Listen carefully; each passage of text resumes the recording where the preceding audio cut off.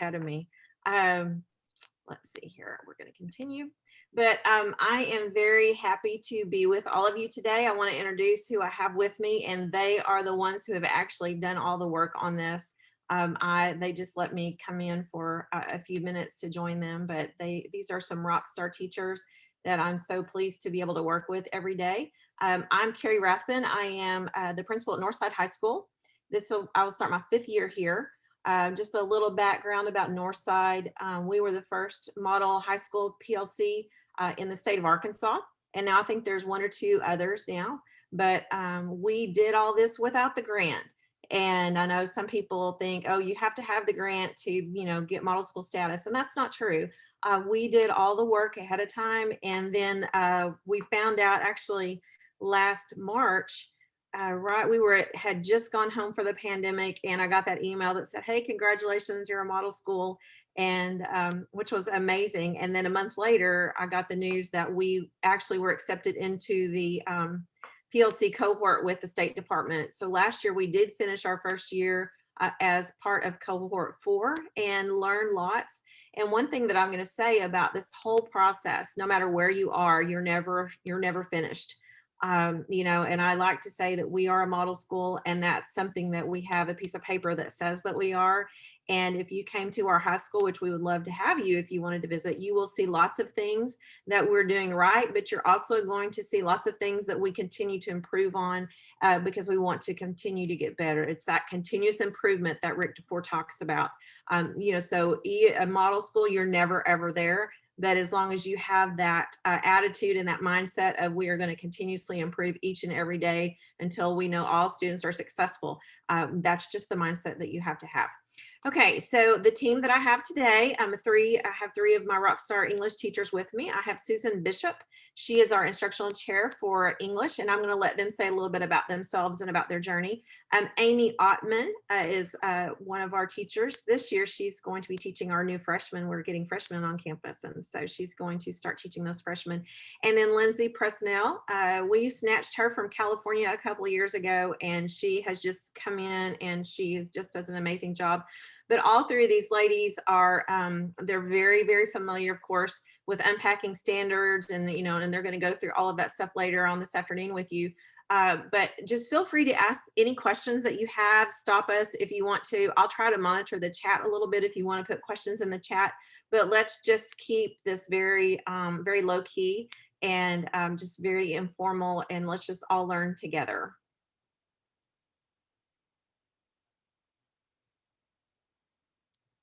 So again, we are that 9th grade collaborative team. So I think we're going to get started with our the purpose. So Ms. Bishop, do you want to start with the purpose? She's going to have to unmute. Can't hear. Can everyone hear me okay? Yes. Okay, great.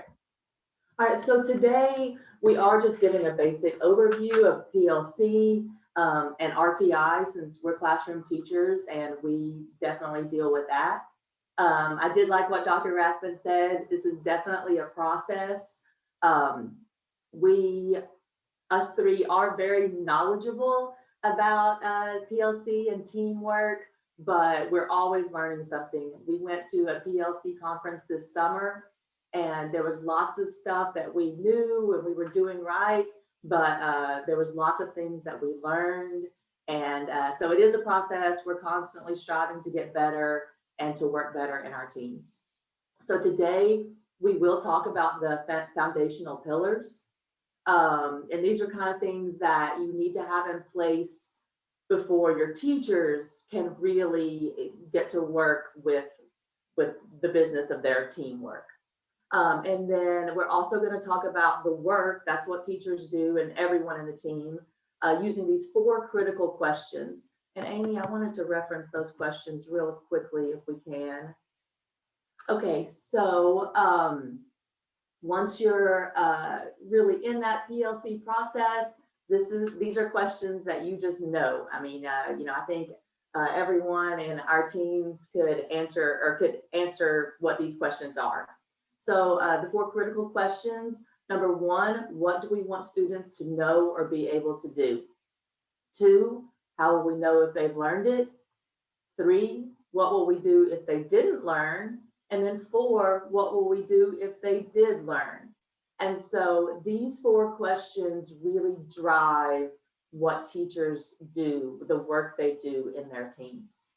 And then also because it is, I mean, I hate to say it's difficult, but response to intervention, it can be daunting, I think. And there's so many different ways to do it, depending on your school and how things are set up.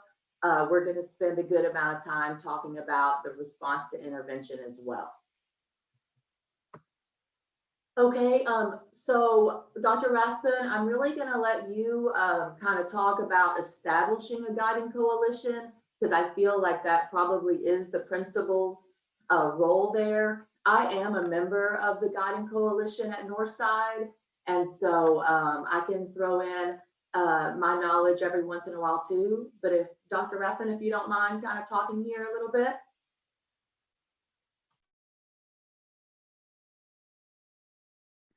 Absolutely. The Guiding Coalition is probably one of my most favorite things to talk about because it is at the heart of the work. This is how you're going to get started. This is what is really going to get your school going in the right direction. And it's also, this is the team that's going to, hold everyone accountable. And it's going to make sure that you are staying on the right course, both as an administrator and as a teacher. And so what I want to do is talk about how we got going with the Guiding Coalition and where our Guiding Coalition is today, because everybody's Guiding Coalition it's not going to look the same, and that's okay. But you just need to be as they say in Good to Great, make sure Jim Collins says, get the right people on the right seats of the bus. And that's exactly what it is. Because many times when you see schools that struggle in implementing a professional learning community in their school, many times it's because they don't have the right people on that Guiding Coalition to help support and to guide the working and learning that's going on in the building. So as I said, when we became a model school, and one thing, if you just need to know about me, is that I'm very transparent, I'm very honest, and even I will expose any flaws that I have. And it to me, that's how we learn, is just to be honest with each other. And so you can ask me pretty much anything, and I will just tell you, all the good, bad, and the ugly with it, because I think that's important to know how people have how we work this process. So when we began working toward being a model school, we had a team of people, and it was our Guiding Coalition. But what happened was I did not even know, and I had looked at Learning by Doing, but I guess the part about the Guiding Coalition, I was just like, oh yeah, I've got those people. They're my instructional cheerleaders. But I really hadn't really thought about who is on that Guiding Coalition, what is the purpose of the Guiding Coalition. So we were fortunate enough in Fort Smith to have Solution Tree come in, our district paid for Solution Tree to come in, and they did a coaching academy with us. And that was 6 days throughout the school year that we had time to spend with Tim Brown. Well, part of this was they said, okay, you need to establish your Guiding Coalition. And I thought, okay, I need to study up on what this is. And as I learned, and as I have explained, that Guiding Coalition, again, finding those right people. And in a high school, we have several departments here, and I wanted to make sure that everyone was represented, because until everyone is represented, you need to get that voice and that collective efficacy going on to make sure that everyone is behind you in this. So I made my list of people, and I don't know about your school, but in many schools, and including Northside, a lot of your instructional chairs or your department chairs are people who've been here a long time, and we're talking 20 plus years. And but they also have lots of responsibility too with that. And I really wanted to kind of branch out I wanted to do some more distributive leadership in our building. I thought that was very important, especially if we were really going to make a significant change in our building. The more people that we get on the bus, the better off we are.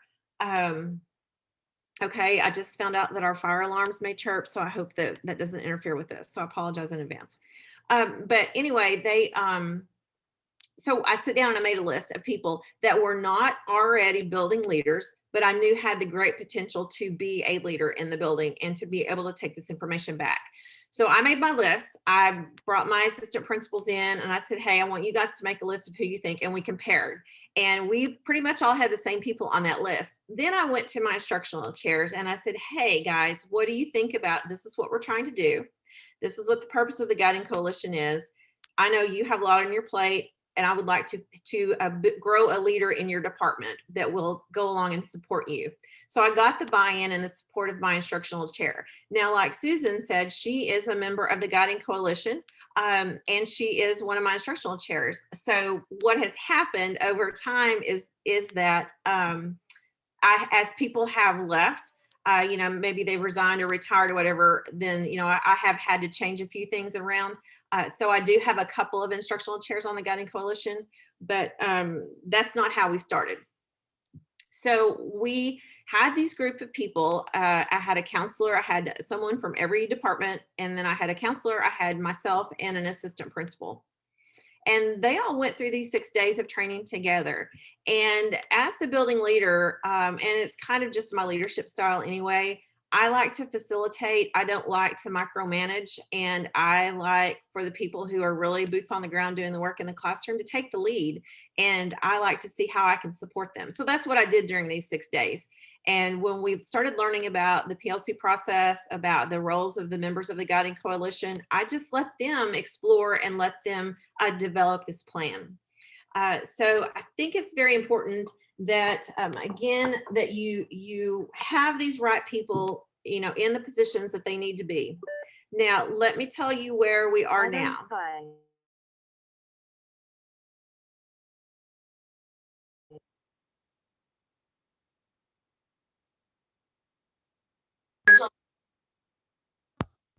I told you, I have my instructional chairs too. We have two teams going on. We have the instructional chairs, and we have the Guiding Coalition. And the Guiding Coalition, they came up with, they were instrumental in getting our professional learning community off the ground. They came in and they took everything that they learned from the Coaching Academy. They then went back to their department and they held many PD sessions all throughout the year on what they had learned. So it was very important that they took that shared knowledge and came back to their department. We use Google Docs a lot. I heard one of the guys on here said he's a Google person. And so we did that a lot. Okay, I think Ms. Bishop, you want to jump in? Yes, ma'am. I was just gonna say, just kind of add on to what you said there, in that, when you're choosing your Guiding Coalition, those people are gonna be the ones who go out to the rest of the staff and, explain what's going on. If people have questions, answer them. I know that since I've been on the Guiding Coalition, during lunch or department meetings or team meetings, often people are kind of confused about some things. And so being on the guide, so they come to me and ask me. And it's really good because then I can explain things to them instead of people being in the dark or, negative feelings festering or things like that. I'm kind of that person, the Guiding Coalition, who helps, spread the decisions or just the knowledge and information of that Guiding Coalition. And I really think what it helps with is attitude and morale. Instead of like negative talk or people being confused about things, I can explain. And most of the time, that in the English department, I can kind of take care of that by explaining what's going on. But if I can't, well, then that's also something I can go back to the Guiding Coalition and say, listen, my English teachers brought this up and I think it's a really good point. So that Guiding Coalition, I don't know a good analogy, but it's like they're, kind of the fingers or whatever to the hand, and they're spreading the information. And like I said, making sure that, if there are negative thoughts or feelings, that it can be addressed or it can be brought back to the Guiding Coalition. Absolutely. No, those are all really good points. And that's exactly what we did. And if you're an administrator on this Zoom today, it takes a lot of weight off of you also, because you are empowering your teachers. You're empowering them to say, yes, you have the same knowledge that I have. go share this knowledge, go and lead, because that's what we want. We want to be able to give our teachers confidence and to give them that permission to go out and to share this, because as a principal, you can't do it all by yourself. There's no way that you can do this by yourself, nor should you. So that was a really strong thing with our guiding coalition.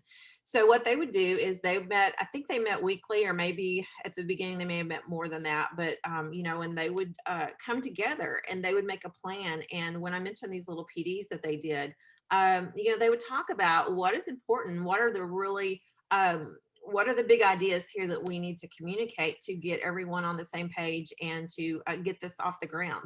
So they met, and then they went to, again, like I said, they met to share that information with their departments during their collaborative team times. Okay, we had a question: how do you recommend setting up your PLCs by grade or department? At Northside, we set them up by department. And then, for example, in math, and of course in English, and girls, y'all might want to talk about this in English. In fact, I'll just let y'all talk about how you set your collaborative teams in English department. So we have, we meet weekly, and it's not, optional. We meet every single week. And so we are at a large school. I mean, I think our English department, I think we have like 17 or 18 English teachers. Oh, with ninth grade, I think we're maybe at 21. So we have a large department. So weekly, what we meet in a grade level. So, we have a 10th grade team, an 11th grade team, and a 12th grade team. And they average anywhere from like 4 to 6 or 7 people, team members there. Now, we're gonna have 9th grade this year, so that'll be another team.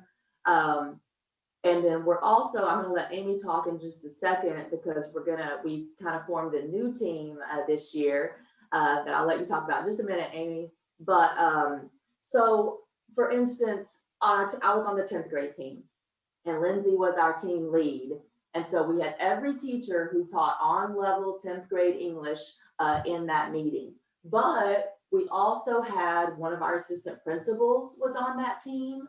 And I believe that was kind of one of her duties. She was the 10th grade assistant principal, and she was also, literacy focused. So she met in that team every week. We also had a media specialist on our team.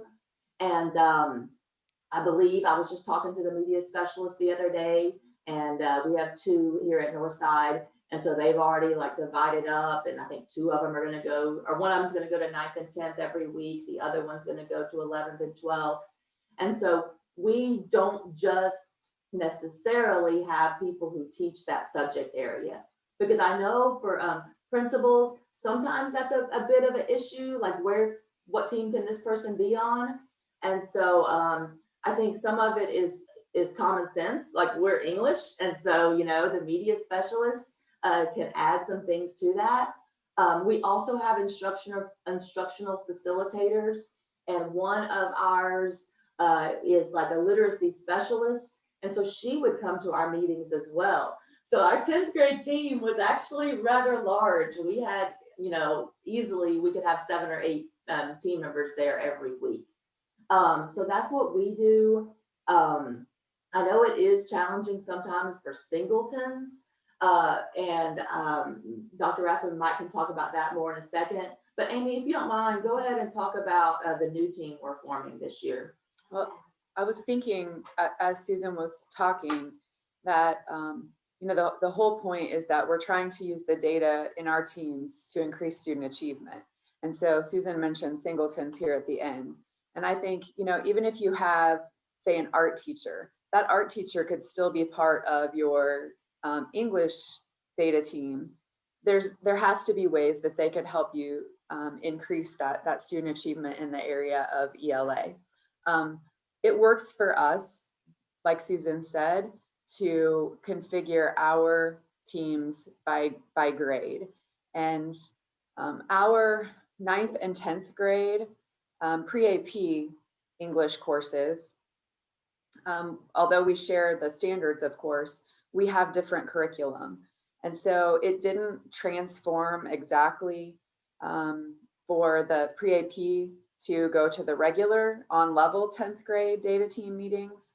So this year, because we have adopted the College Board pre-AP curriculum for both 9th and 10th grade, we are going to form one data team between 9th and 10th grade so that we can kind of do some vertical teaming, but again, still focus on student achievement.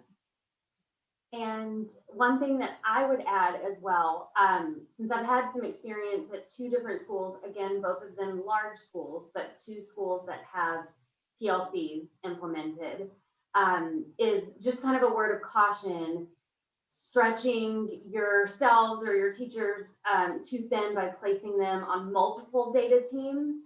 The school that I was at before in California, while we had PLCs, I definitely think that Northside has a lot better things in place, because the idea there before was to have, especially for an English department, you know, if you taught 10th grade and 11th grade, well, then you were a part of both data teams, and it almost stretched people too thin, even though it was a large department from a large school and we still had 20 something teachers.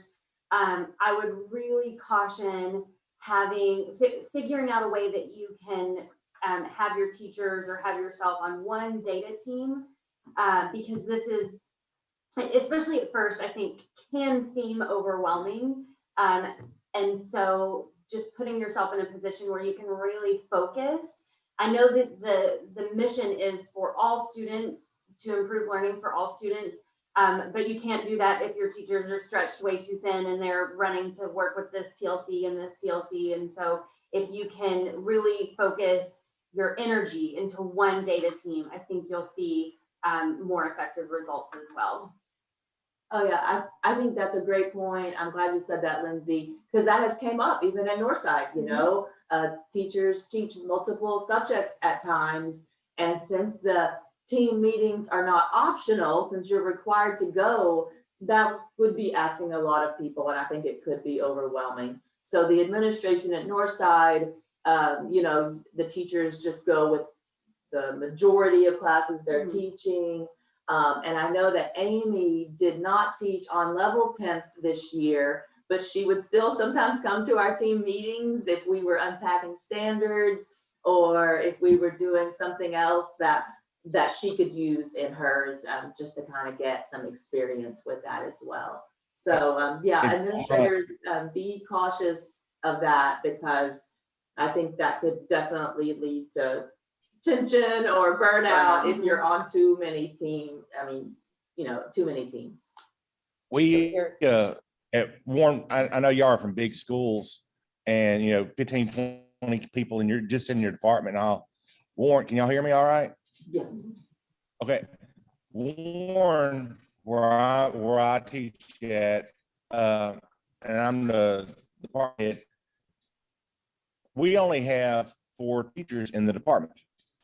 So like me, I teach pre-AP 9th and 10th grade. All right. So I have that. We have several teachers that do that teach multiple grades. I'm over the yearbook. We have so many people that wear so many hats that they would be in meetings every single day after school. And a lot of these teachers, one of the things that we have a problem with is they say, look, you're overworking us. We've got to do the grade and all that. Every day you're keeping me 3 days after work for an hour and a half every day. Our focus this year, and I got the call to attend this 2 days ago by my supervisor, and said, I need you to go and see, because we're going to revamp our PLCs. The last year to 2 years, really 2 years, our PLC development and stuff, we were doing good. Everybody was meeting. We had the department set up, and when Corona hit, it just went in the toilet. We had ours split up when we were finally doing it, because we did none last year. We had it split up by cores. So the English core, math core, history, science, and then we filled in with our non-core teachers that maybe had a relation. So the drama teacher would be in with the English PLCs. The art would maybe be in with the history, or, you know, things like that. But we're wanting to redevelop and refocus and give those non-cores more buy-in to the PLCs this year. So I'm and I'm the one that's going to try to be taking this to the superintendent and principal. So I'm sitting here trying to figure out how to organize that. And that's what my questions are going to be about today, guys. I'm just be honest. How to set up something that I can take back to my boss and say, hey, here's the way it's done. But if you would, I know you are all from big schools, sort of think about that I'm from a smaller school, and I need to be able to organize that and take that to my head shed. And I'm gonna try to be nice because I know I'm the only guy on here, and I talk sort of rough and act rough. I'm gonna try to, try to be nice. I'm not pretty and all, but I'll try to be as nice as I can today. No, those on are asking great. questions and stuff. Yeah, those The are other great thing is, questions. I'll call them. You call them like your leadership team. We have what we call a building leadership team, and it's not all the department heads, because we actually don't have that in every section because we've got so many young teachers. We've got so many teachers that are 3 years or less teaching at I mean, we're talking about like 70% of them are young teachers. I mean, it's sad because the other teachers in my department are the same age as my children. I don't know if that makes me really older than really young, but they're young. We don't have a whole lot of 20-year vet teachers. I'm not a 20-year vet teacher. I mean, this is my third career. But I taught as far as teaching at high school level, but we just don't have that to draw on. So we're having to make do with what we have. But And that's exciting to me though, as a building leader, because your young kids are coming. I mean, that's a good thing. So I think you need to look at those as a really positive thing, because the younger that they are, I mean, all the girls that are presenting today, they are just all on fire. And I think that sometimes, and I mean, I've been in education over 20 years, and I think sometimes that we get stuck on our ways. And that's why when we built the Guiding Coalition, I was looking for those people that would come in with some fresh ideas and kind of bolster us up. So I think that that's something that's in your corner. But I do totally understand where you're coming from with the small schools. And I'm going to let my girls talk about this in a second, because they'll have better ideas than I do. But one thing that, and I heard you say after school, we don't meet after school. We meet during the day. And I think, how do you do that? Because we just do not have the resources to do that. okay, During the day, the conference periods, the way we have to split up our conference periods, we just can't. We don't have the personnel to fill in to do that. you can't have, so like all your English teachers can't meet third period or like that? Because our English teachers, very few of them teach one grade. Like me, I've got 9th and 10th grade. My conference period is at end of the day, and it's in conjunction with yearbook.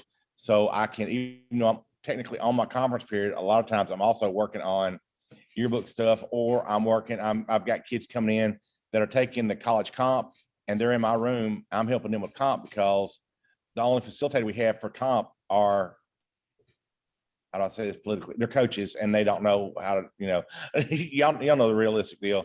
Are you a 7-12 or a 9-12? We're 9-12. Okay. So we're on set, the 7-8 are on a different campus. So it's not, we can't work together with our middle school because we're not even close. We're all the way across campus. Yeah, that's okay. I'm just trying to think about how we could get you some common planning time though in that master schedule. We've tried and tried to do it, but it's just so hard. Maybe one PLC group can meet during the day because we can organize that, but getting all the different PLCs together to be able to always meet during the school day is just almost impossible. Could you start small though and just say this year we're just going to do English, or this year we're just going to do English and math? I would love to do that. I don't think that's the standard that my administration is going to hold us to. They're going to want to go and fully implement. Well, but let me just. We don't meet once a day. We've never met once a week either. We meet once a month. Yeah, well, let me just throw this out at you though. I mean, as big as we are, my CTE teachers are breathing down my neck right now because I don't have common planning time for them. And so that's one of my challenges. So we're not wall to wall common planning time. because I have the same challenges that you're talking about I have with my electives. But that's what I'm saying. It kind of goes small because every year we're trying to get another elective group in there. But if you could just start small with, you know, 1 or 2 departments, maybe. And we're trying to explain that when administrators say, well, you need to have monthly staff meetings. You need to have at least monthly department meetings. And then you need to have your PLC meetings, every month. And then you add into that the building leadership team meetings, the highly reliable school meetings, all that. You run out of days. This is just my advice, and then I'm going to let the lady speak, but this is just my advice. What I would do, because what I hear you saying is there's lots of things that go together. Mhm. Your high reliability is hand in hand with your professional learning community work, your department meetings, things like that. So staff meetings, we don't have staff meetings regularly. In fact, I have kind of had my hand slapped for that, but to me, it's like, if I can send it in an email, I'm not going to waste my teacher's time. So really and one of our focuses this year is that every time that we meet, nuts and bolts will be at the very end. Every time that we meet, whether it's a department meeting, whether it's a staff meeting or whatever, leadership, whatever, we're going to talk about student data, and we're going to talk about how to increase student achievement. So I think what I would do with you, if you can't get that collaborative team time during the day, I think what I would suggest to you is that every time that you do have a meeting that you've already got scheduled, to make sure that it's about the right work, that you're taking advantage of every time that you're together and you're doing the work that you would do in a collaborative team. Ladies, do y'all agree with that, or do you have other suggestions? Yes, and I'm not an administrator, so I know that this is easier said than done, but I almost feel like if the work itself is a priority, then you have to task those in charge to let them know the importance of finding that time within the day. Everybody's busy after school. There's no way to effectively accommodate everyone's schedule. And so, I mean, I've worked in districts where we had early release every 2 weeks, or early release once a month, a late start, something like that, just to build in a little bit of time. As much as we hate to shave off our already precious instructional time, I mean, 2 to 3 minutes off a class might buy you 20 minutes. And it would be a place at least to start. And as Dr. Rathbun said, if you choose one content area, whether it's English or math or both of those, at least you can get the work done. I think what you mentioned is very important across the state. I think we probably have more smaller schools than we do larger schools. And so the problem that you're facing is very common. And again, I would just encourage you to start small, to pick one area and have everyone do the work in that area. And then eventually you'll be able to branch out to where you can add then 11th grade English, 12th grade English, but maybe have everyone start with looking at the data of 9th grade English. I know during the Go ahead, Bill. pre-COVID, what I would do is I would have my teachers send me stuff throughout the month, and I would create an itinerary. And in a week before, I would have everybody send me the data. I would collect the data myself and put it out at the meeting. That way we had an itinerary to work on, and everybody had buy-in on it, and we could stay on track, because all y'all been in the classroom, how easy it is to turn from a PLC learning, meeting to a gripe session. And that's one of the huge problems we've always had. And what my PLC team leaders have come back and said at the building leadership team, well, what'd y'all get done? Well, we started off good, but we got off on this, and then we're talking about so-and-so. And they have trouble staying on task. And I can't attend every PLC meeting. There's just too many of them. Well, But that's something that you could, I'm sorry, go ahead, Dr. Rathbun. I was going to say, that's where your norms come into play.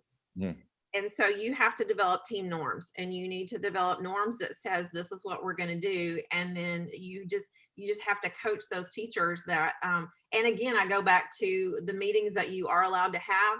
You have norms in those, and you model what you want to see in those team meetings. I don't go into all of my meetings either, but I do know what the expectation is, and they know what the expectation is. And therefore, if I do come to them and say, hey, Miss Bishop, what did 10th grade team talk about today? She's going to be able to tell me, and it's going to be following what those norms say. But you need to establish some norms, and that'll help that. And it's again, a work in progress. And I know I'm not trying to give you the silver bullet and say you're going to fix this next week, because it's practice and it's just, doing it over and over and over. Really, because You if can she had the build magic, that- I would send you money for it. I'm sorry. I said, if she had the magic pill, I would send her money for it. Yes. Yeah, I I was wouldn't just be here. gonna say- I wouldn't be here right now.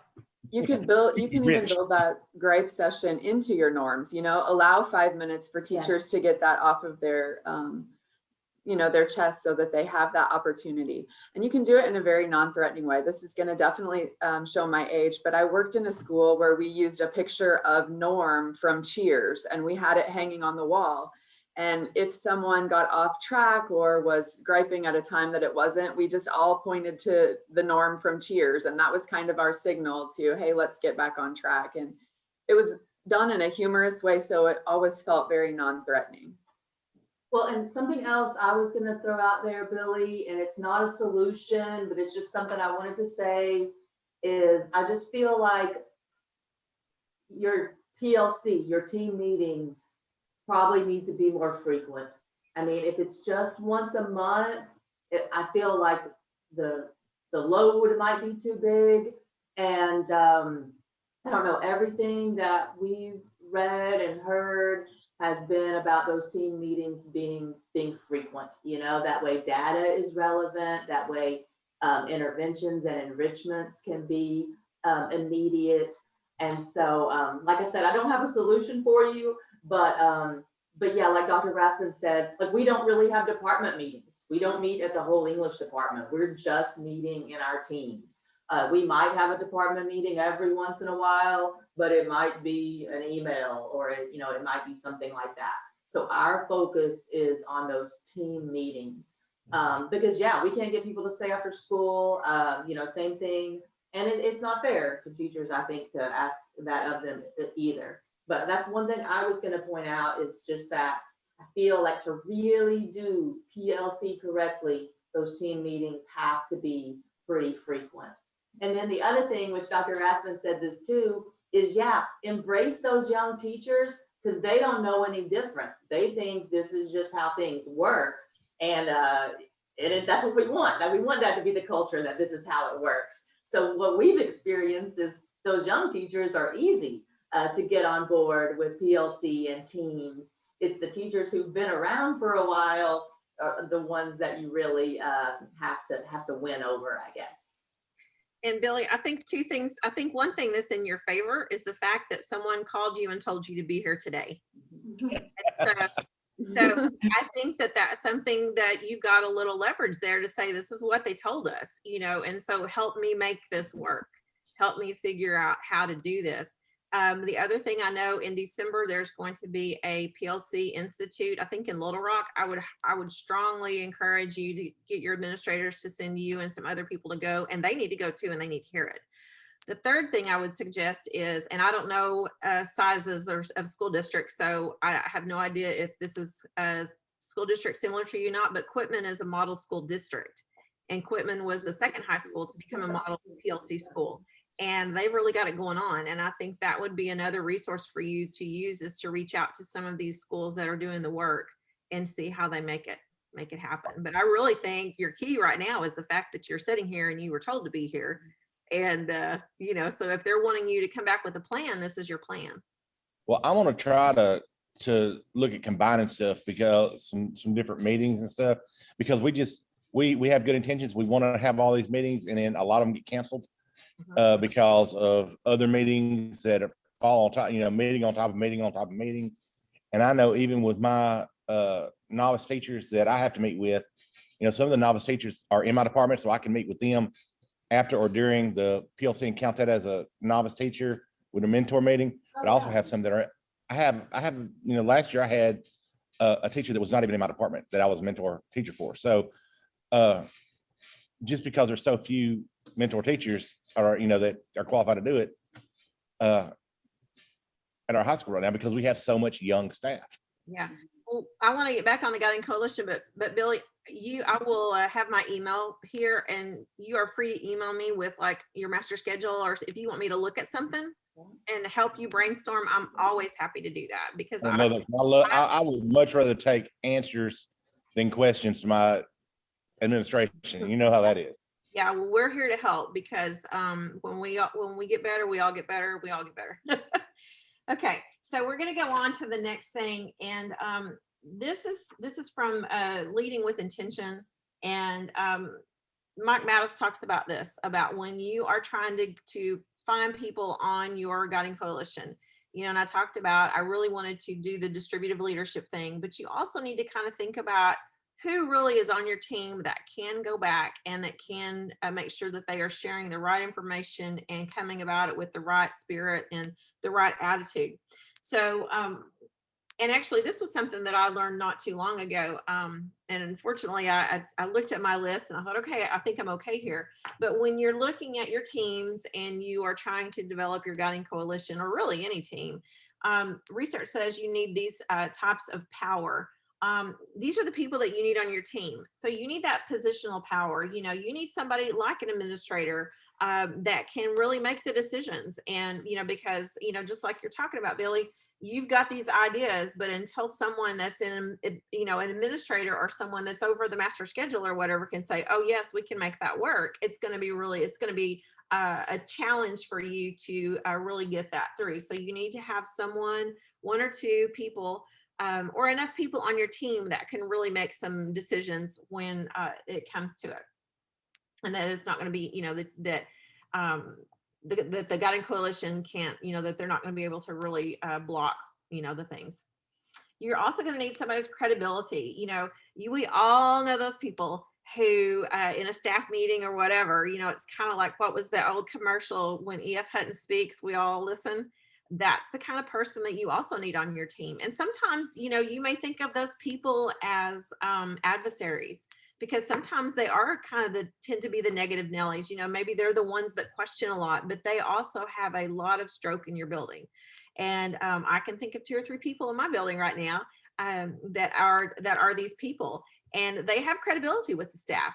Sometimes that's really great credibility, and sometimes that's not so great credibility. But you really want these people on your team because you need these people to help go out and spread what you're trying to do in the building. Then you also need critical expertise. And, you know, like I said earlier, I am not one, if somebody came up and said, Dr. Rathbun, this isn't working, I don't take offense to that, because we're all trying to help each other get better. And I need these people. To me, out of all 4 of these powers, number 3 to me personally is one of the most important people, because these people are the ones that are going to say, hey, have you thought about this? Or you didn't think about this, or we need to stop. And I like to always say, we're going to punt, you know, we need to punt.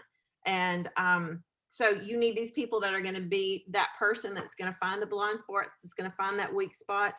And, you know, and it always kind of goes back to those personality tests. You know, I know what I am, and then I'm looking for people who are not like me to be on our team, because if we're all the same kind of person, then we're never going to go anywhere. So you need these people as well to be able to say, hey, let's stop and let's fix this. And so, you know, and again, Billy, I mean, we've had this conversation. I'm happy to be your critical person, you know, and to look at your schedule and help you figure out where those blind spots are, or maybe where they're not. Maybe there's things that you see and that, you know, we can all see differently. And then the last one is that leadership ability. So who can stand in front of a group and lead and pursue? And, you know, like I said earlier, that one right there was really what I looked at when I wanted to build that guiding coalition. When we came and built that guiding coalition, I was really looking for who could be my next leader at Northside High School. Because one thing I know is that, you know, the role of the principal is one person. And I also know that, you know, I'm not going to be here forever, but I do know that I want Northside to continue to be a model school forever. So who is going to stand in the gap? Who is going to lead? Who is going to help me get this to that sustainability level and take things to scale? So you're looking for that next group of leaders that's going to help you spread that message and keep that going. So any questions on those? Okay, so again, when you're looking at the guiding coalition, the main thing is that you know, you're looking at who on this team is going to be able to give that shared knowledge, because you are going to give this guiding coalition lots of training, lots of time together. And but you need them to go out into the building, and you want them to take what they have learned, and they're going to be your voice in those departments and throughout the building to take that learning out there. You know, it says when all staff members have access to the same information, it increases the likelihood that they will arrive at similar conclusions. That's the purpose. To me, that's one of the main purposes of that guiding coalition, again, is to be your voice. And it's like Susan said, everybody knows who's on the guiding coalition that they can go find, and they can go ask questions, and they can talk to, and like that critical friend, if there's something that's not working, they can go to that guiding coalition member and say, hey, this isn't working, have you thought about this? And I really think that we have built and continue to build this feeling of trust. One of the big things in becoming a professional learning community is that you have to be willing to be vulnerable, and that you have to trust. And that's not an easy thing to do, especially in high school, because we all tend to work in silos, and that's totally goes opposite of what we're trying to do in a professional learning community. So you're looking for these people that other people in the building will feel comfortable going to talk about, and that they can have some trust with. I was Some of going to the- just jump in really quick and say that we gave some suggestions of ways to do that. And the first one you see is attend a PLC Institute. We were very fortunate to be able to attend a 3 days, a 3-day PLC at Work seminar earlier in the summer. And it was very powerful for so many of us to attend, because as you hear the information, as it's being presented to you, it gave you an opportunity right then and there to think about, what are we doing? What can we use this information, or how can we use this information to improve upon what we already have in place? So anytime you have an opportunity to attend any sort of PLC Institute, especially multiple people from your staff, I would highly encourage that. Correct. And we did that, conducting a book study. You know, we've done that before too. We don't do that as much. I would like to do it more, but that's, you know, like you talk about, teachers have lots on their plate, and you hate to add one more thing, but really, if you can even just take a chapter or two out and really have something that you're focusing on, that's really good. And but I think it's really important, though, that we really all come together and understand what the PLC process is like and what our role is, and then make sure that that guiding coalition is able to go out and share that into the building. When you're looking for the guiding coalition, these are some of the things that you want them to do, some of the tasks, and I'm not going to read all of them, but you know, some of the things that the big thing on here on this list for me is that professional development, because I always think of, and the girls may not like me saying this, but I always think of my role as like, I'm kind of like the mom, you know, and the teachers are my children. And you guys know as a parent that if you have children, or you have nieces or nephews or whatever, that they may not always listen to what you say, but they may listen to the exact same thing said from someone else. I think it's really important that my teachers have a voice, and that my teachers share with teachers. So I don't like to do a lot of professional development, just because I think it's important that they see teachers that own this practice, and that teachers that are doing the work that are successful. So to me, that's one of the biggest things that this guiding coalition and the leadership team has done, is that they are always willing to do professional development. They are always willing to help other teachers out. And that's just been huge for me. We've talked about those questions and concerns that they have, and then building that shared knowledge and staff with the entire staff. Review building-wide data. Now, I'm just going to be, again, totally transparent. We're not really great at this yet.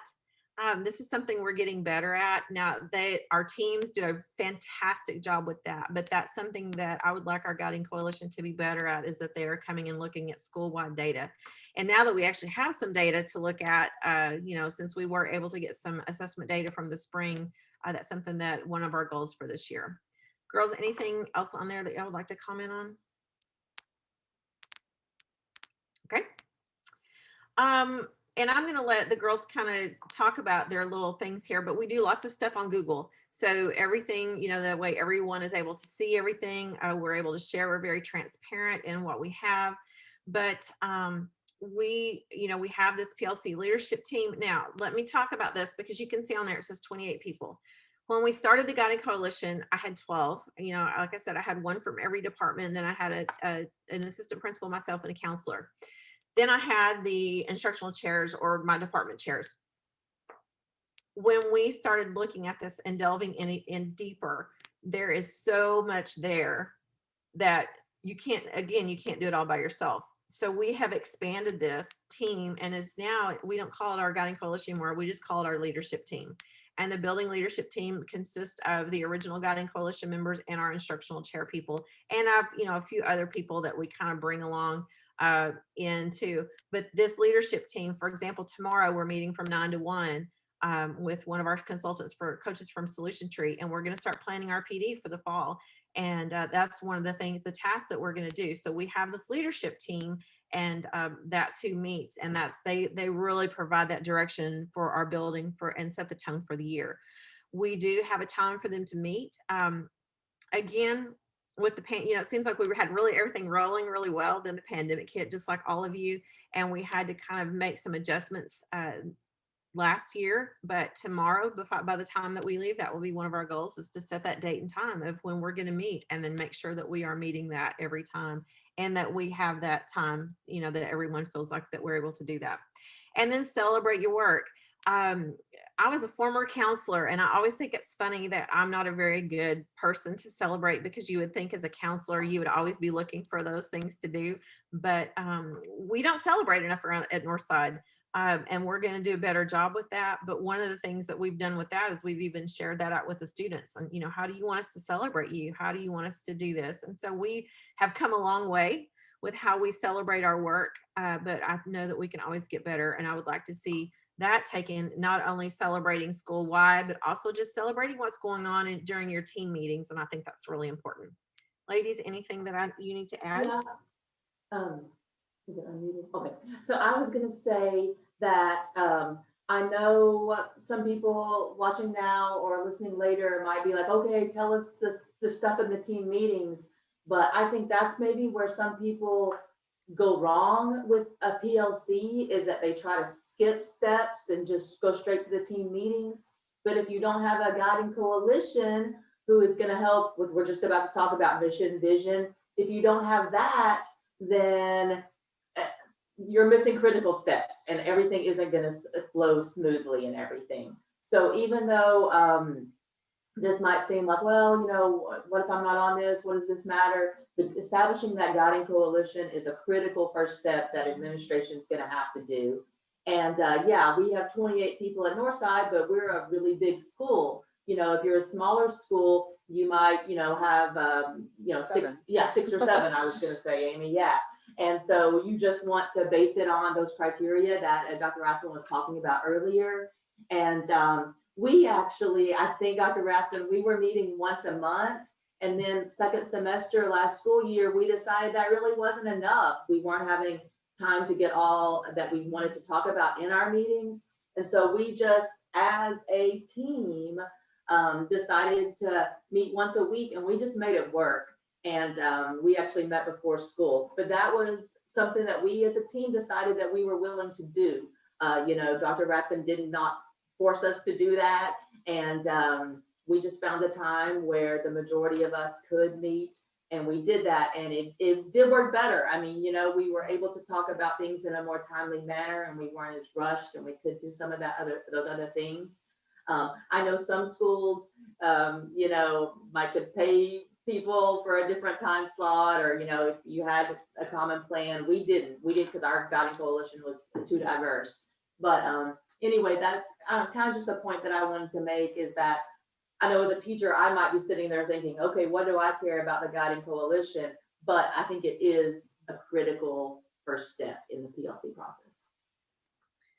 And go ahead. Well, we just included the screenshot of a shared folder so that you can see how we've got different folders. There's a folder in there for Celebrate. You can see that we've got a pencil plan in there. And then there's even a form for ideas for the next meeting. So all those members of that team can jot down ideas, and it's just a place, a shared place for people to help stay organized. Mm-hmm. And Alicia, I was going to tell you, that's a great idea that you have, and that's awesome that you guys do that. One of the things that I actually did last week, I had my first meeting for this year is, and I'm going to try to remember to do this. I have to write it down. But is, go around the room and talk about the good things that's happened. So thank you for sharing that. That's a great idea to get, and that starts that meeting off with that positive feeling and all the good things. Okay. So what do we have next? There are collaborative commitments. That's just an example of. Oh, okay. Thank you. Yeah. Okay, sorry. So this was just notes from a Guiding Coalition meeting. And so we would just take good notes. That way, if someone missed it, they could look back.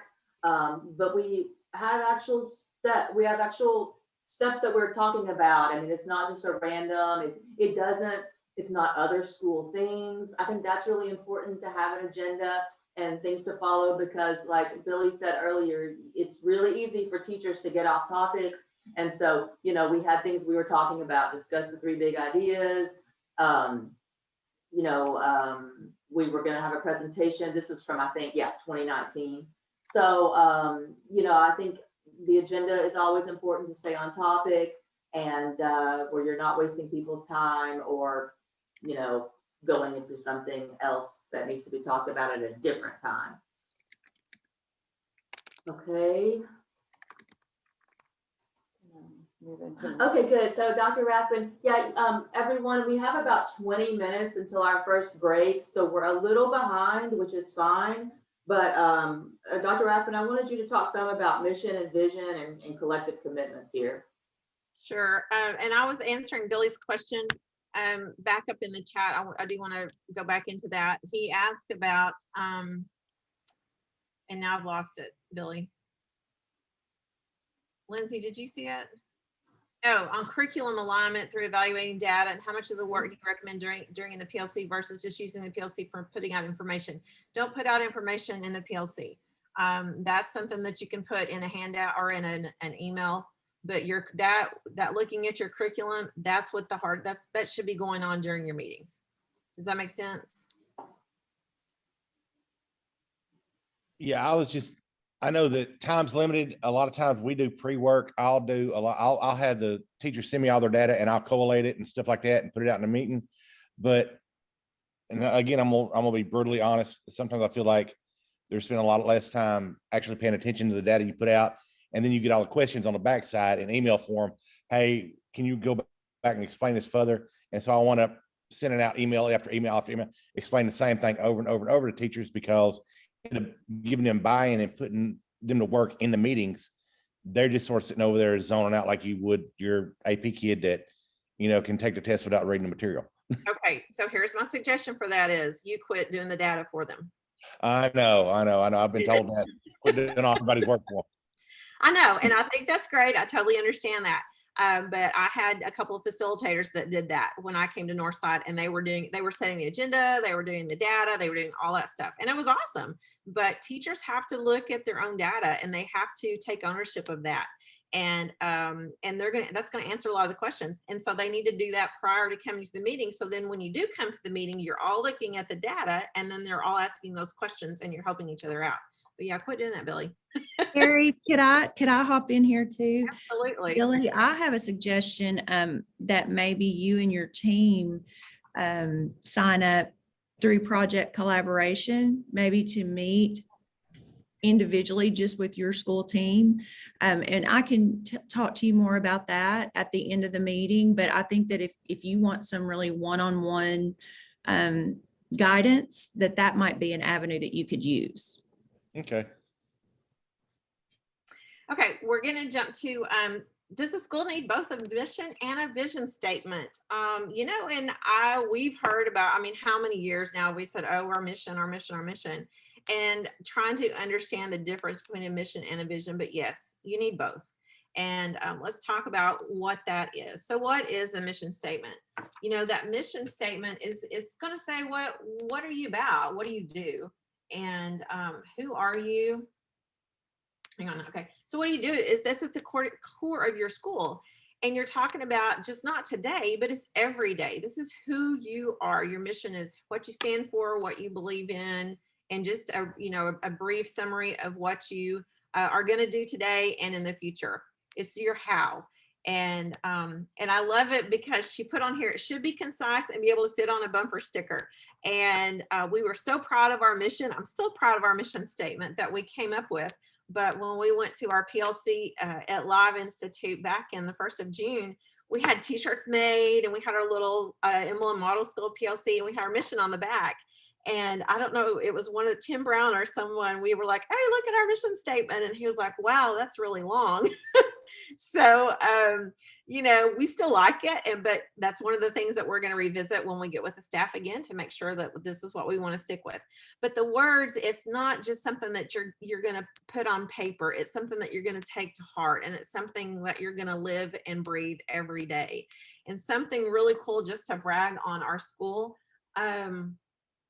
I knew that we'd taken our mission to scale when one of our graduation speakers last May, that's how she started her graduation speech, was the mission of Northside High School is, and then she said, and we live out our mission by, and I thought, okay, we have taken our mission to scale. And that was an exciting day for us, because I knew that not only were the kids listening, but they were understanding. And so, yeah, you need that mission in there. It has to be co-created. And this is something, again, we did on Google Docs. Rathbun didn't write the mission statement. Miss Presnell and Miss Ottman and Miss Bishop didn't write the mission statement. We all wrote the mission statement. And it started again with that guiding coalition, that when they went to their departments and they talked about, okay, what is the mission of Northside High School? What do we believe? What does this look like? And we asked all those questions, and then we just did a little brainstorming of verbs and of words that we thought needed to be included in the mission statement. And and sometimes we would give them time to submit or think about this, and then we'd come back. So it was all on a Google Doc, so it was all very transparent. And then what the Guiding Coalition did was they took all of that, they would wordsmith it, and then they would push it out to the school and say, okay, what do you guys think about this? Then the teachers and the staff would talk about it. We would revise, send in suggestions. The Guiding Coalition would come back, wordsmith again, and push it out. And we did that until we finally got consensus and we all agreed upon this is what our mission statement is. But that's how everyone got involved. And, whether you're a big or small school, you just need to make sure that everyone has an opportunity to comment on that mission statement. Same thing, we did this exact same process with our vision statement.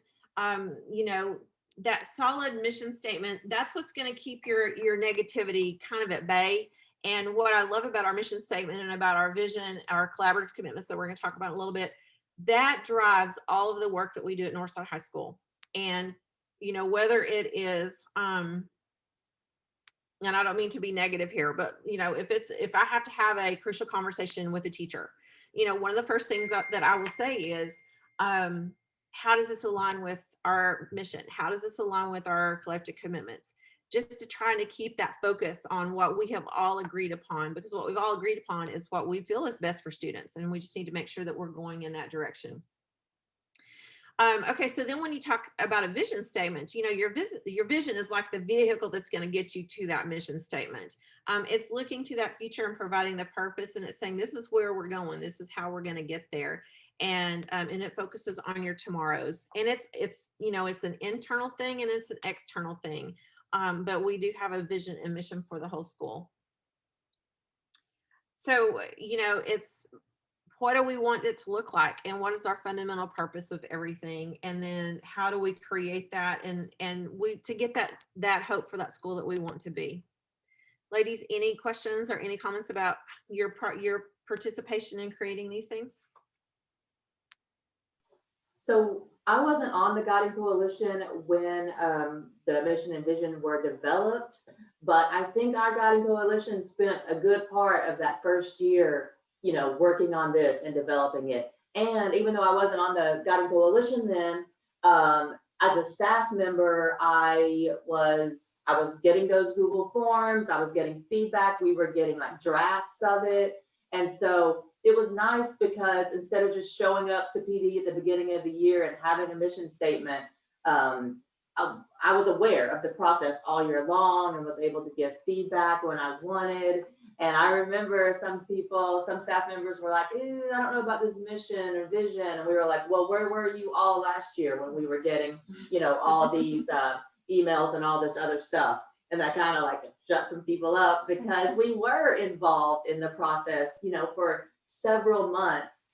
And again, this might seem like one of those things that some people want to skip, or maybe administrators just want to do it on their own, but you'll get so much more buy-in if you take the time and do it right and make sure the whole faculty and staff is aware of the process and feels like they were a part of it as well.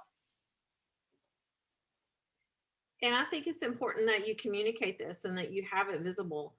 We have posters, that we want to put up in classrooms, and we say these things, we say our mission on our announcements, we just make it public, and you just make sure that that we're all on the same page and reminding everybody why we're here, of our why. The next slide has some other, definitions and things like that. I'm not going to read all of that to you, and we will share a PowerPoint with you. But I do think that when you have a strong vision and mission statement, it does build that trust and collaboration, because that's what we're trying. I mean, that's the heart of PLC, is collaboration, and it just helps us stay focused on what the task is at hand. And then this slide, it just gives you some questions that, you want to make sure that you're answering in your mission and vision statement. What are your hopes and dreams, not only for students, but for staff? Because in our foundation that you'll see in a little bit, it's not just about students, it's about us too. How are we going to grow professionally? How are we going to hold ourselves accountable? And where do we want to go, not only as a school, but as an individual professionally as well? And Dr. Rathbun, on that previous slide, I know that's something we did with our guiding coalition, is we did what do we want to stop doing? And that was a really interesting meeting, because we had a huge list of things we wanted to stop doing. Stop blaming other people, stop blaming students or parents.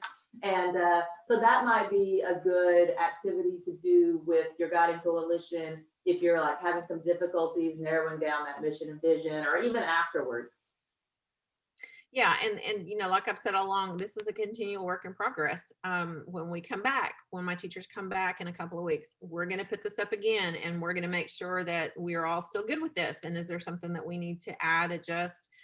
We are taking on freshmen next year, so I'm going to have about 50 new teachers on staff, and we need to make sure that they understand that this is our mission and vision, and get their input as well, and then tweak as necessary. But the commitments that you need to make in order for your, you need to do this for all, to be able to change, so your school is winners for every child, because that's our goal, is to be winners for every child and make sure that every child has equal access. And you need to make sure that it's not just words that you're saying, but you actually, and you guys know, it's just like when we talk about SMART goals in a little bit. When we put words on paper, it means a whole lot more than if we're just saying these things, because it's easy to say things and then you're not accountable because you didn't write it down. So to me, I think that's one of the important things about your mission and vision.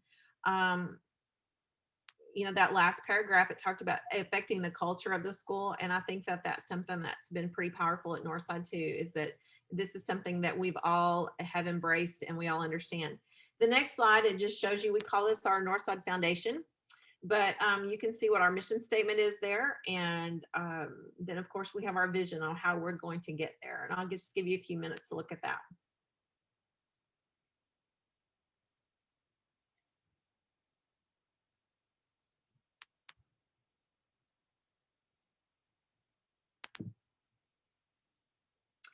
So on the next slide, it gives you a tool on how you can actually accomplish this.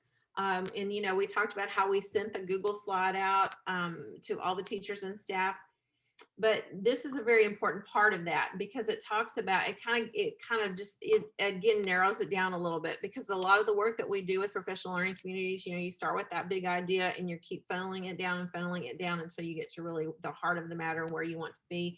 And this was just a really good tool that they came up with to help just make sure that we're focusing on the right things and getting buy-in from everyone. And then the next thing we're going to go to in a little bit will be those collective commitments. those are my favorite of all these collective commitments are my favorite. But you know, you can see this quote, you cannot talk your way out of something that you behaved your way into. You have to behave your way out. And again, when we have said this is what we believe, this is where we want our school to be, then we need to do that with our actions and our words. Do we want to go? Okay, we're going to go on with collective commitments. We're almost up to our break, but if you don't mind, we can adjust our time as needed. But we'll just, while we're on a roll. Okay, so like I said, collective commitments are probably my favorite because this shows our intentions. These are the actual steps, how we're going to achieve vision and mission. And it's for everyone. It's our behaviors. How are we going to act? And what I love about this is it's something that, you know, I give parents, and when we have students come in into our school, we're like, look, this is what we're saying we're going to do for your child. These are our commitments to you as a student. These are our commitments to you as a family. These are my commitments to my teachers, you know, and it's just great because it's what drives our behavior on a daily basis. So on the features, and these are the things that you want to see. This is what you want to see in your building. And of course I gave you what you don't want to see, but you know, we want to see that they were created by a team. We did it the exact same way that we did vision and mission. These were not created by the Guiding Coalition. These were not created by the principal or the assistant principals. This was created by the whole school. And we got consensus for this before we pushed it out. So again, who's on your team? You need the buy-in. You need to make sure that, oh, the behave slide again. Okay. Are you going to that, Amy? Yes, is this the one that you wanted, Amy? Is that the one you wanted, Amy?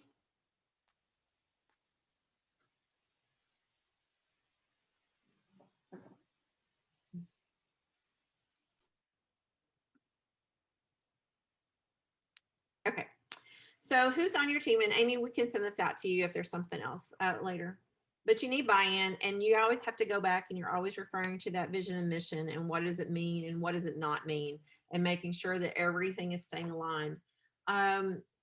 You know, how do you want to organize the commitments? What we did, and I'll just, again, in all transparency, there's a page in Learning by Doing, and we pretty much modeled our foundation by, and I just lost her, Becky DeFore's school. There was an example of what she did at her school, and we just followed that model. And that's how we decided to organize ours, but you could do it any way that you wanted to. Again, we did that create, share, analyze, and give feedbacks. You know, we pushed it out to the school and then, you know, came back and did some wordsmithing and then pushed it out again. And then you publish and share everywhere because everyone needs to know that this is what we commit to, including your parents. And then refer to them constantly, whether it's how we're spending money, whether it's, you know, deciding essential standards or maybe an assembly or anything like that. How does that go to our what we say that we're going to do for kids? So who should create these? Anyone and everyone should create your collective commitments. You know, I brought the kids in, and we. Again, I hate to say before the pandemic, but before the pandemic, we had a really great student voice team that was, you know, they were really crushing it. And we had to kind of regroup last year, but we try to include our students in as much as possible on some of these things that we have. And what I loved about this when we were involving students with our mission and vision, I had asked the staff that year, you know, okay, what do you believe about Northside? You know, what are some things? And so we just kind of did some brainstorming and I wrote them down. And one of the things that the staff said was that it feels like home, that we're family, which is true. That's the way I feel too. So when I brought the kids in about 2 weeks later, I did the same activity with them and we wrote the words on the board that they said. And almost verbatim, everything that the kids said was everything that the teacher said. And it just gave me chills. I said, hang on guys, wait just a second. And I ran and I got my chart paper from the teachers and I said, look at this. This is what your teacher said. This is what you guys are saying. So it's really exciting when we're all on the same page and we're all going in that same direction. But this is who should be included, which is everybody, just any of your stakeholders. And then here are our collective commitments at Northside.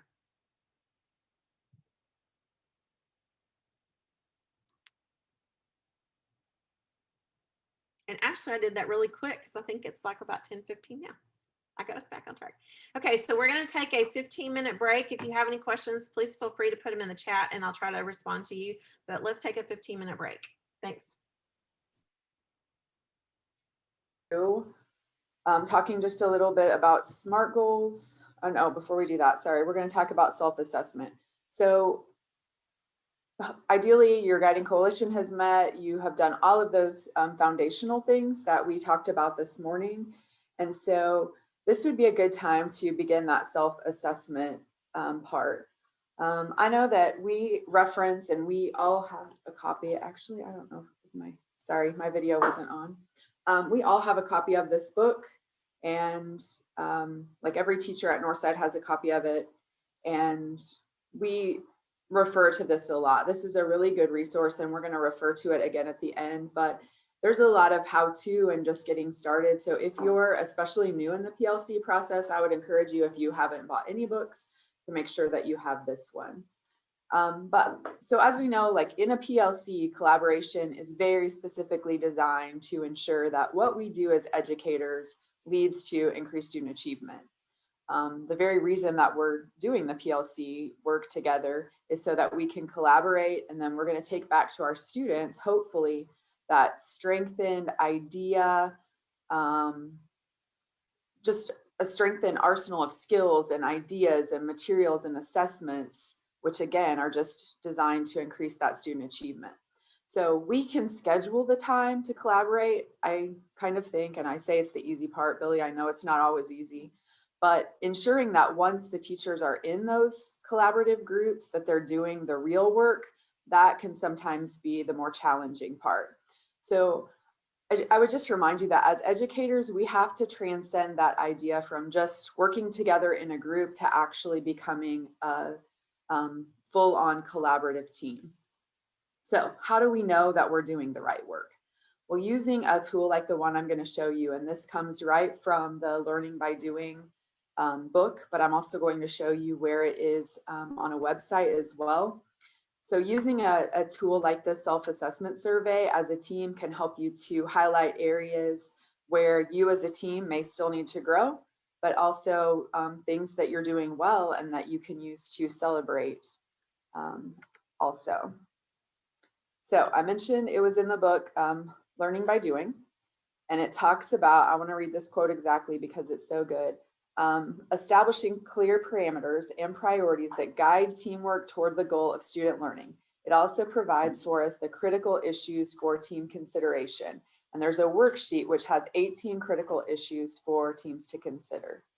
It's also highly recommended that principals or team leaders use this tool to help clarify exactly what it is that you want your collaborative teams to be working on, and as a way to sort of monitor their progress. So I am going to open this in the link, and I will put this in the chat as well. But it's just from All Things PLC, and it's exactly the same copy that is found in the book, but you can see that all 18 critical issues are here. And teams are essentially just asked to rate themselves on a scale from 1 to 10. So for each of these 18 issues, you're reflecting and rating yourself if you think this is something that is not true of your team, it's something that your team is addressing, you're working towards, or it's something that you're already doing. Depending on where your team is in the PLC journey, you might find that you are not able to rate very many issues as something that is true of your team. And that is perfectly fine, because remember, I know Dr. Rathbun mentioned this earlier on, a PLC is definitely a process. It's not a destination. And I can tell you that we filled out this form many times, and our scores change quite frequently. So something else to consider is, for the things that you find that are not true of your team, you now have a starting point. And you can use those issues to help you create kind of a timeline for the completion of products. So something that was suggested in the Learning by Doing book, just a suggested timeline. If you don't have team norms, let's say, maybe by the second week of school, that's something that your PLC can work on. And then by the 4th week of school, you're ready to set up your SMART goals. And then you're able to move on to essential standards and to common formative assessments and so on and so forth. But this is just a good tool to use just at different times throughout the year to assess where you are as a team, and for administrators to also help to monitor where your teams are as well. Billy, I'm reading your question.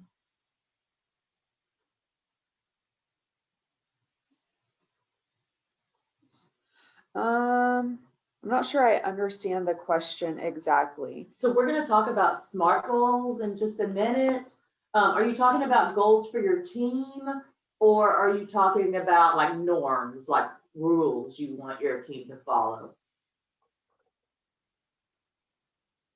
I think you're still on mute. Part of the stuff we do on our PLC groups is when we're looking at assessments and stuff like that, do y'all put that out for external to say, okay, these schools that are the same size have these scores, we need to be looking at that? Or do you just do internal and the state norms? You know, the state guidelines say if a kid is on level, they'll be at this rate. Or do you look at schools your same size? Which one do you use as a comparative for your data for your PLC groups as far as for setting goals? Both. I think sorry, go ahead, Dr. Rathbun. No, I was just gonna say we do both, but really for the school, setting our school goals, it's more of what we're doing at Northside. But we do look to see where we are in comparison to the other schools. So we do use all the data. Yeah, I looked at on number 13, we have established a proficiency standard. I didn't know if y'all were using state standards to set your baseline for your goals, or if y'all were looking at other schools, you know, instead to set your goals. Gotcha. Does that make sense, or am I off? I think more often we're looking at where our students are. We're meeting them where they are, and we're trying to increase their achievement and move them forward. And this is, I know from a practical standpoint, you know, we're the same way. I try to meet our kids where we're at. I'm just thinking of the stuff that I've got to take back to the administration saying, okay, we've set these goals. Here's where they're at. This is the standard we're using from the state standard, or from comparing to 3 other schools of our size within the state. This is where they're at. It's just about, to me, this is not, it's more about the way I'm reporting back to the administration on stuff. And I just didn't know which y'all found more productive as far as what the administration was more receptive to, using state standards as your baseline to take back to them when you report, because that's going to depend on what kind of data my teachers give me. You know, according to the state standard, I've got X number of percentage of kids that are at level versus, you know, for the state, versus I've got this number of kids that are at level versus 3 schools of our same size. Right. And I think we're always aware of that, where students are, I mean, across the state, and ideally we would like to be right there within that average or even ahead of it. But again, it really depends on our students and what their needs are as far as where we're going to start and where we're going to take them. I know that question seemed like a little bit out of left field, but I've got all these things going through my head of what I've got to put together. And that just sort of popped in, like, oh, I need to make sure I know where, you know, when I report back, what data I'm using to report back. You're good. You're good.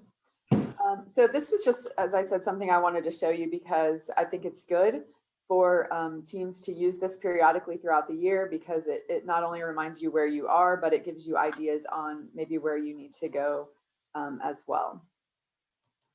All right, so we're going to move in and talk just a little bit about SMART goals. I think we're probably all painfully aware of what SMART goals are. I just know that at a recent PLC work conference, the institute that we attended, we were asked to define a team, and it was just really interesting to listen to all the answers around the room. You know, everybody got the basic premise of it and had all those right words mixed in there somehow. We know it's a group of people working together. We know usually there's a goal. However, I think what sets a team apart is that members are held mutually accountable.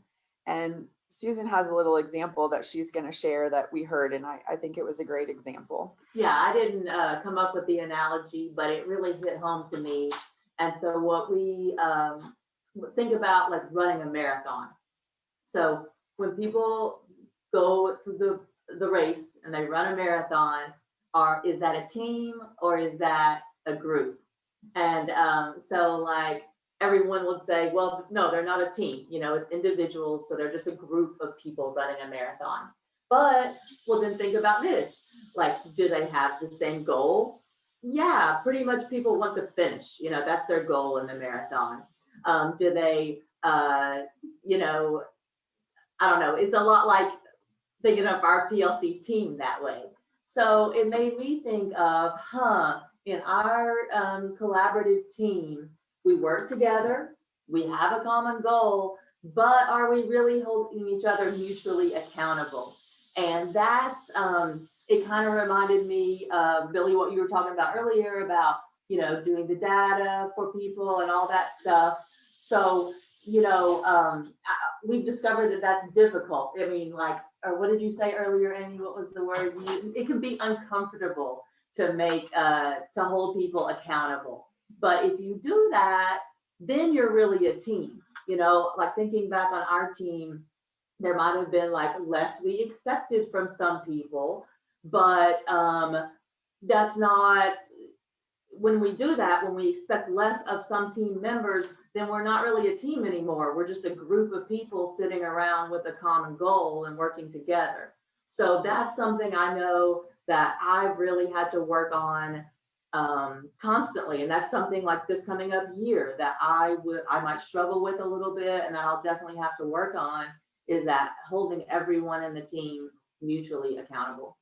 I don't know if I did a good job on that analogy or not, so. That was good. Okay, so team members must be working together towards that shared goal. And since the mission of both the district and the school should be to improve student learning, that goal should then focus specifically and directly on how we can increase that evidence of student learning.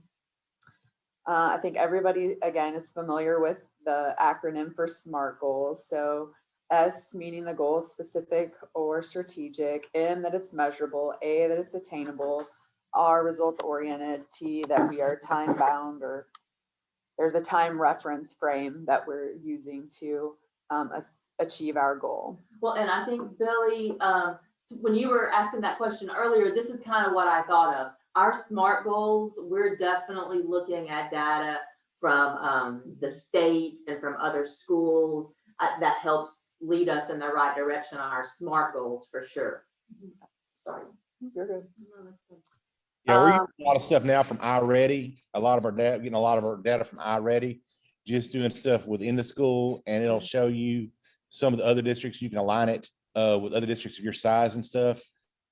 I like that because it gave me, to me, it gives me a more realistic view of what's going on, because the state standard is based on the long-term averages, where when you have years like last year where we had more problems than you can count last year, you can see the trend going down overall, but you're still pretty much aligned with other schools of the same size in the state.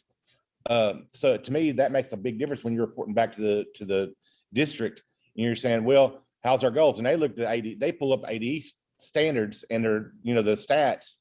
Well, you're 10% below. Well, you're right. We're 10% below what the state says, but if you look at 3 other schools in our size, we're 5% above them. So, you know, I didn't know if there was a standard that most people could say, well, you shouldn't be using other schools. You should use the state standard. And that's where everybody needs to be, because if everybody's doing that, then we're all aligned and you can get more accurate data. But that's not really realistic some years, like this last year, where everybody was below. iReady is a great tool, and I think that you're right. You're looking at sort of where do students need to be, where is our end goal, and that's always a great thing to keep in mind. But you're right. At the end of the day, you're trying to make yourself better, or you know, you want your kids to be able to be better than they were the year before. And so I think that is kind of what we do as well. We kind of look at our state data, our Aspire data, and kind of that helps us hone in on, well, where are the weak points? And then we look at how do we get our kids to be one step better than they were the year before. So at the end of the day, you're competing with yourself. You're trying to make your kids better than they were before. And any tool that's going to help you do that, whether you're looking at test scores, which I know is kind of how we're all measured, but I know iReady aligns with that really nicely. And that's really cool that it gives you those comparative features as well, because you're right, at the end of the day as well, we're all kind of compared to similar schools and sizes and things like that. So to me, it sounds like that's what you are already, that's the direction you're already headed in, is using that overall data to give yourself a starting point. Like, what do we need to look at really specifically? We identified that reading levels was probably something that we needed to focus on, because looking at where we were and kind of some of our deficiencies in testing, we kind of felt like that would be, if we can move up in this direction, it's going to help in all of these other spaces. And so I think if you're doing that, you're on the right track. Well, and that's the direction I want our PLCs to go into, is where we can really break down that data from last year's ACT Aspire and from iReady scores and stuff like that, and say, okay, guys, I'm seeing a trend of the ones coming from 8th grade coming up to high school. They're deficient in these areas. We need to hit this, and then it needs to be reinforced in the next year. So you need to go ahead and align your curriculum for, say, 9th and 10th grade to these standards to reinforce that, to bring the scores up over a 2-year period. Because what you're eventually looking at is, I want to see those ACT scores their junior year moving up in a trend over 3 or 4 years. Yeah. And I think we might have an example. I think our goals that we're going to look at, or our sample goals that we're going to look at might actually show you kind of how we do that. I know, as we've already discussed this morning, that foundational work is so important, and this is why. Your goals should align all the way through. So we're kind of working top down from the district. So we want our building goals to align with those of the district, and then our individual team goals should then align with our building goals as well. So in our district, Fort Smith Public Schools, you can see that our goal is basically for student achievement is to help students successfully complete every course grade level and demonstrate proficiency on state, local, and national assessments. So then these are examples of our school SMART goals. These are last year's SMART goals. And you can see that we have goals that address graduation rate. We have a goal to promote achievement and growth on the ACT Aspire. We have a literacy goal, and then a goal to increase the number of students that are enrolled in our advanced placement courses. So when our ELA team met and we started creating our own team SMART goals, we wanted to ensure that our individual team goals also aligned with one of these 4 SMART goals. And so specifically, as a 10th grade group, we looked at the literacy goal and chose the literacy goal that we're aligning to. So then you can see this is our SMART goal from last year, 2021. All students who are not already on grade level will show reading growth from the first ACT Aspire interim to the second. And so then we have a link there. And then this right here in the bottom corner, this was just on our agenda. So you can see that we keep it right there at the top of our agenda. So it's the focus of all the work that we're doing in our team. Because again, the idea is that we're working to promote that student achievement. Is there anything either of you want to add about that?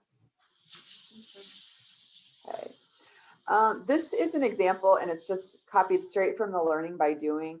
And I know that this is a math example, but I liked it because it's a really good example of using the worksheet to plan all the way through. So there's a place for the district and the school goals, as well as the team SMART goals. And then they give strategies and action steps, who's responsible, kind of their timeline, and then how they know when the goal has been met, what evidence they'll have to show that that goal has been met. So I like that as well. And again, this is a good just template that you can kind of use if you're getting started. And there's a blank one in the book as well to help. So we'll include that page number, or that'll be in the slides eventually. We'll tell you the page number so that you can find that template if you're interested in using it. I think page 94. All right, any questions about SMART goals? No, girls, have you been monitoring the chat? Is there anything we need to? Okay. All right, so we're going to transition into essential standards. I think you're really getting in maybe to the part of the presentation that we as ELA teachers love, because I think that this is really what we do each and every day. So we can probably speak to these areas a little bit better than a lot of the things that we've discussed so far this morning. So we've established our mission, we've established our vision and our collective commitments. We've reflected on how we're doing in the process. We've created goals, hopefully. Our schools created goals, our teams have created goals. And so now the next step is to specifically identify those essential standards that our team needs to cover. And I know, again, we're all familiar with essential standards. We think we have state standards, but we are also very painfully aware that there's just entirely too many standards to teach to mastery each and every year. So our essential standards are those must-haves. These are the standards that we are committing to as a team, and we're saying that students in our classes must master these standards in order to be successful at the next level, kind of the no student left behind standards of our classrooms. So how do we determine what's essential? We're just going to look at a couple examples. And I think, I know this is a music example, but it was kind of easy to see. So in this music example, we see that one of the standards is over here on the left-hand side. I can improvise a short rhythmic and or melodic pattern with teacher guidance. So if we think about this, we can ask ourselves, is improvising essential to a beginner band student being able to play their instruments? Sorry, we've just been told that they're gonna set off the fire alarms again. We do apologize. You might have to pause for a Pause, second yeah. if it gets too crazy. If it gets too chirpy, we'll mute you and be we'll right mute, back. Yeah, I just had the guys working on the water behind me, so we're trying to work around this construction. So it's all good, y'all. Well, and I was gonna, Alicia mentioned in the chat that she has the essential standards for Centerpoint pulled up right now. And we're gonna talk more about that too, because we're gonna talk about like initially choosing your essential standards, but also what you do. You should be doing something every year as like a refresher with those as well. And so we're gonna talk about both of those things. That's great, Alicia. Okay, so again, back to the standard, this one would not be an essential standard. I mean, yes, it would be nice to know, our students would be nice to know how to improvise. It's nice to know, but it's definitely not something that's essential. But if we look at this one by contrast, I can read and play basic musical notes. I think that we would all agree that in this instance, probably reading music is essential in order to go on to the next level. And so students are not going to be successful in the next grade without being able to do that. So how we determine what is essential and what isn't is important. And Susan's going to share a tool that we have used in reviewing our standards to ensure that the ones that are selected are definitely essential. And I don't know, Susan might add this, but I would say also that in our district, the essential standards were already chosen before we got here. So it wasn't a process of us choosing them, but it is something that we review. And I think that's what Susan's going to talk about. Okay, so let's see. So how do you choose those essential standards?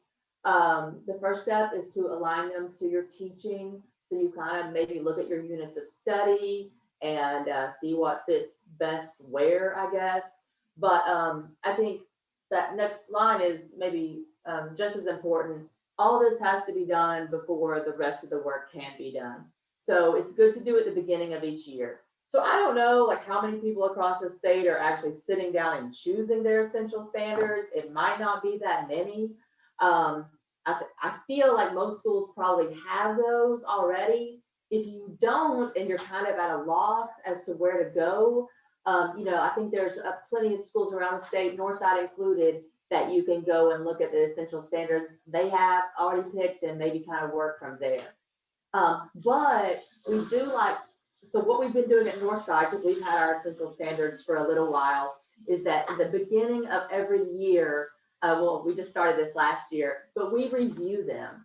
And I think that's critical because if you're like us, we have some new teachers every year. And instead of just saying, here, these are essential, teach these, by like reviewing those essential standards and possibly making changes, team members have more buy-in. I know that our senior English teachers, a couple of years ago, their team meetings were really, I don't know, for lack of a better word, just not going well because they didn't like the essential standards. So then all their work in their team meetings were around those standards, but it was ones they didn't even really agree with. Well, at the beginning of last year, pandemic and all, we had a Zoom meeting with all our English teachers, and then we broke it down into grade level. And we have 2 different high schools in Fort Smith. And so from both high schools, the senior English teachers were able to talk about those essential standards. They had some really great discussions, and they ended up changing a couple of them. And you would not believe like the difference it made in the team this year. Teachers were just happier because they bought into those essential standards and they were teaching something they really believed in. So I don't even know if we're going to have any new English teachers at Northside this year, but we're still going to go review those essential standards at the beginning. They're not written in stone, you don't have to, just because they worked for you one year doesn't mean they might work the next. So let's see. Oh yeah. So Lindsay, do you want to go ahead and talk about that for a second? Yeah, well, I just answered a question in the chat, but I know there's probably a lot of questions about, well, how do you determine what are essential standards? And yeah, we're given some direction on that. We've actually, I want to say we've undergone a little bit of maybe transition with this, just because this year we worked really hard on unpacking our standards, which we are going to get to in just a little bit. I'm going to talk about that. But when it comes to assessing those, how do we package those? How do we assess those? And so I want to be really clear on the differences between your essential standards, which might have several learning targets underneath those. And we're going to talk about those kind of separately. And then maybe even how you might group those targets so you're not assessing 70 million things throughout your day. Amy asked how many essential standards we try to address. I think that we have 12 total. And again, this is 10th grade. Mm-hmm. And we have them broken down about 3 that we try and hit every quarter. But again, like Lindsay said, you'll see that really the unpacking kind of is the key to that process. Mm-hmm. And our essential standards changed a little bit last year. And the tool that Susan's going to share here in a minute, I think is really helpful for you to use right now with the essential standards that you do have, to take that tool and kind of go through this process to see, are the standards that we've chosen truly essential?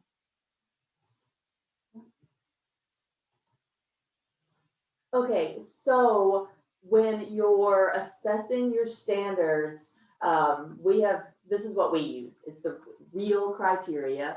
And so, if you are initially at a district that doesn't have essential standards chosen yet, you would go through all of the standards and apply this to all of them. If you're like us and already have essential standards, then what we do at the beginning of every school year is we review those essential standards we already have, and we use this criteria to make sure we're still in agreement, make sure they're still the ones we want to use. So one thing let's just look at these 4 areas. Readiness. Is that standard, is it essential knowledge necessary for success in the next class, course, or grade? All right, so that's important. Endurance. does that standard, is it essential? Does it provide students with knowledge and skills that are useful beyond a single test or unit? And let's see, assessed, of course, you know, especially in 10th grade, this is something we think about a lot. Is it likely to be assessed on state or national exams? Leveraged, does it provide students with knowledge and skills valuable in other disciplines? So back to that endurance one for just a second, like in life, you know, is that a skill that could help them be successful in life? Leveraged, other subject areas, assessed, will it be on state test? And then readiness, you know, for the next grade level. So if it doesn't fall into one or most of these categories, you can still teach it, but it's not going to be essential. You're not going to go as deep. You're not going to spend the amount of time on it. All right, so go to the next slide, please. And I think just to kind of piggyback off of that as well, when we're talking about what our essential standards are, I think we've had this conversation too. It's not that we're not teaching other things, you guys know that, but we've chosen to look at these as, instead of going a mile wide and an inch deep, we're doing the reverse of that. We're going an inch wide and a mile deep in terms of covering these standards and making sure that these are the ones that when our kids leave our classrooms, these are the things that they know how to do. And we're constantly coming back to them. Yeah. And again, it's great if you have your essential standards already. I mean, that's, you know, because that takes a lot of time and work, but I still do think it's relevant to review them at the beginning of every year as everyone who teaches that subject. And like I said, we meet with the other high school in our district. And so every 10th grade English teacher is reviewing those essential standards. It just helps with buy-in, you know, it helps in team meetings for the rest of the year because everything you do goes back to those essential standards. And although we may have not been the ones to initially choose these as essential, each year when we are reviewing them, we do have a voice in sharing. Is there endurance? Do we have leverage? What does the readiness look like? So I think that there's a voice in that we get to have as teachers every year. And like Susan said, that definitely helps with buy-in. It's also awesome when you have new teachers come into the district who aren't as familiar with your essential standards. And so it gives them the process, a voice in the process as well. Yeah, so I'm hoping maybe we can do this the week before school starts, or possibly, you know, just one of the first weeks of school, we'll meet with every teacher who teaches each subject and do this. Our district kind of organized it for us last year. So this is just a screenshot of the document that we actually worked on. So we had all of our essential standards, which were about 3 per unit per 9 weeks. And so that's about 12 overall that we were going over. And so this is just an example of one of them. So we just wrote the standard down, and then we put, you know, we as a group, we just talked about it. Does it have endurance? Yes or no? Does it have leverage? Does it have readiness? And then, you know, we had someone typing comments. So this standard about the textual evidence, you know, we all agreed pretty easily that this is an essential standard. We talked about why. And if you'll go to the next slide though. So this was also at the beginning of the year. And so this was one of our essential standards to demonstrate understanding of figurative language and figures of speech. And as you can see, we weren't quite as in agreement on this one. You know, does it have endurance? Well, we were like, well, it's really tested more at younger grades. You know, in 9th and 10th grade, there aren't a whole lot of simile, metaphor type questions on assessments. So even though you still needed to know what that was, we were like, I'm not so sure about the endurance. Yeah, for the leverage, we talked about the 10th grade. We did, you know, people could come up with real world applications. You know, we talked about how well understanding figurative language helps with analysis, but we weren't sure if it needed to be an essential standard just because it specifically wasn't tested. We did say, yeah, it's definitely needed at the next level. So we actually put there, when we talked about it last year, that, you know, we really need to have some more discussion about this, if there was possibly another standard that might be more relevant. So I think that's okay too. You know, I think it's okay to make changes every once in a while, or I mean, that was a good discussion, I think, for us to have. And it was good for us then to take that, when we had Solution Tree consultants come and visit with us, to take some of our questions that we had about this essential standard and to ask them to solicit feedback and see what they thought as well. So we just really like this. Like Susan said, everything from here over, so the yes and no and comments was blank. And for each one, we just, as a big group, we went through and someone took notes and we just jotted down what we thought about each of them, and then decided, are we keeping it as essential? Are we replacing it with something else? And I think too, a direction, you know, again, this is kind of a living document. This is a process. And I think the direction that we're trying to head in now as a district that might actually be very helpful for smaller schools that you've got probably a little more rein in on this is looking at this from a vertical alignment perspective. I know that we started that work last year, but I know, you know, crazy year and stuff. But we looked at the 7 through 12 standards, and we know that our standards pretty much just stair step and build on one another. And so we looked at, especially with like a 9th and 10th grade or an 11th and 12th grade, well, what are we covering? What are 9th graders covering? Where's the crossover? Where does there not need to be crossover? Where can the 9th graders cover something that we can build onto next year? And honestly, that was part of the discussion that we had with the whole figurative language, figure of speech standard. We put it on kind of a vertical alignment chart, and we looked at how, I mean, that's assessed over and over and over again, especially in the middle grades with 7th, 8th, and even 9th. And so where could we as 10th graders take that a step further? And we really looked at the bulk of our work needed to be done in tone and working on connotation, diction, those kinds of things. And that's the kind of conversation that I think as you're getting into this work, looking at these things will allow you to have. That's probably something that we never would have noticed, and if we hadn't gone through and taken a look at things vertically. So I might offer that as a suggestion for those of you working in smaller schools, especially where you're you might have only one person teaching each grade level, or just one person teaching 2 grade levels.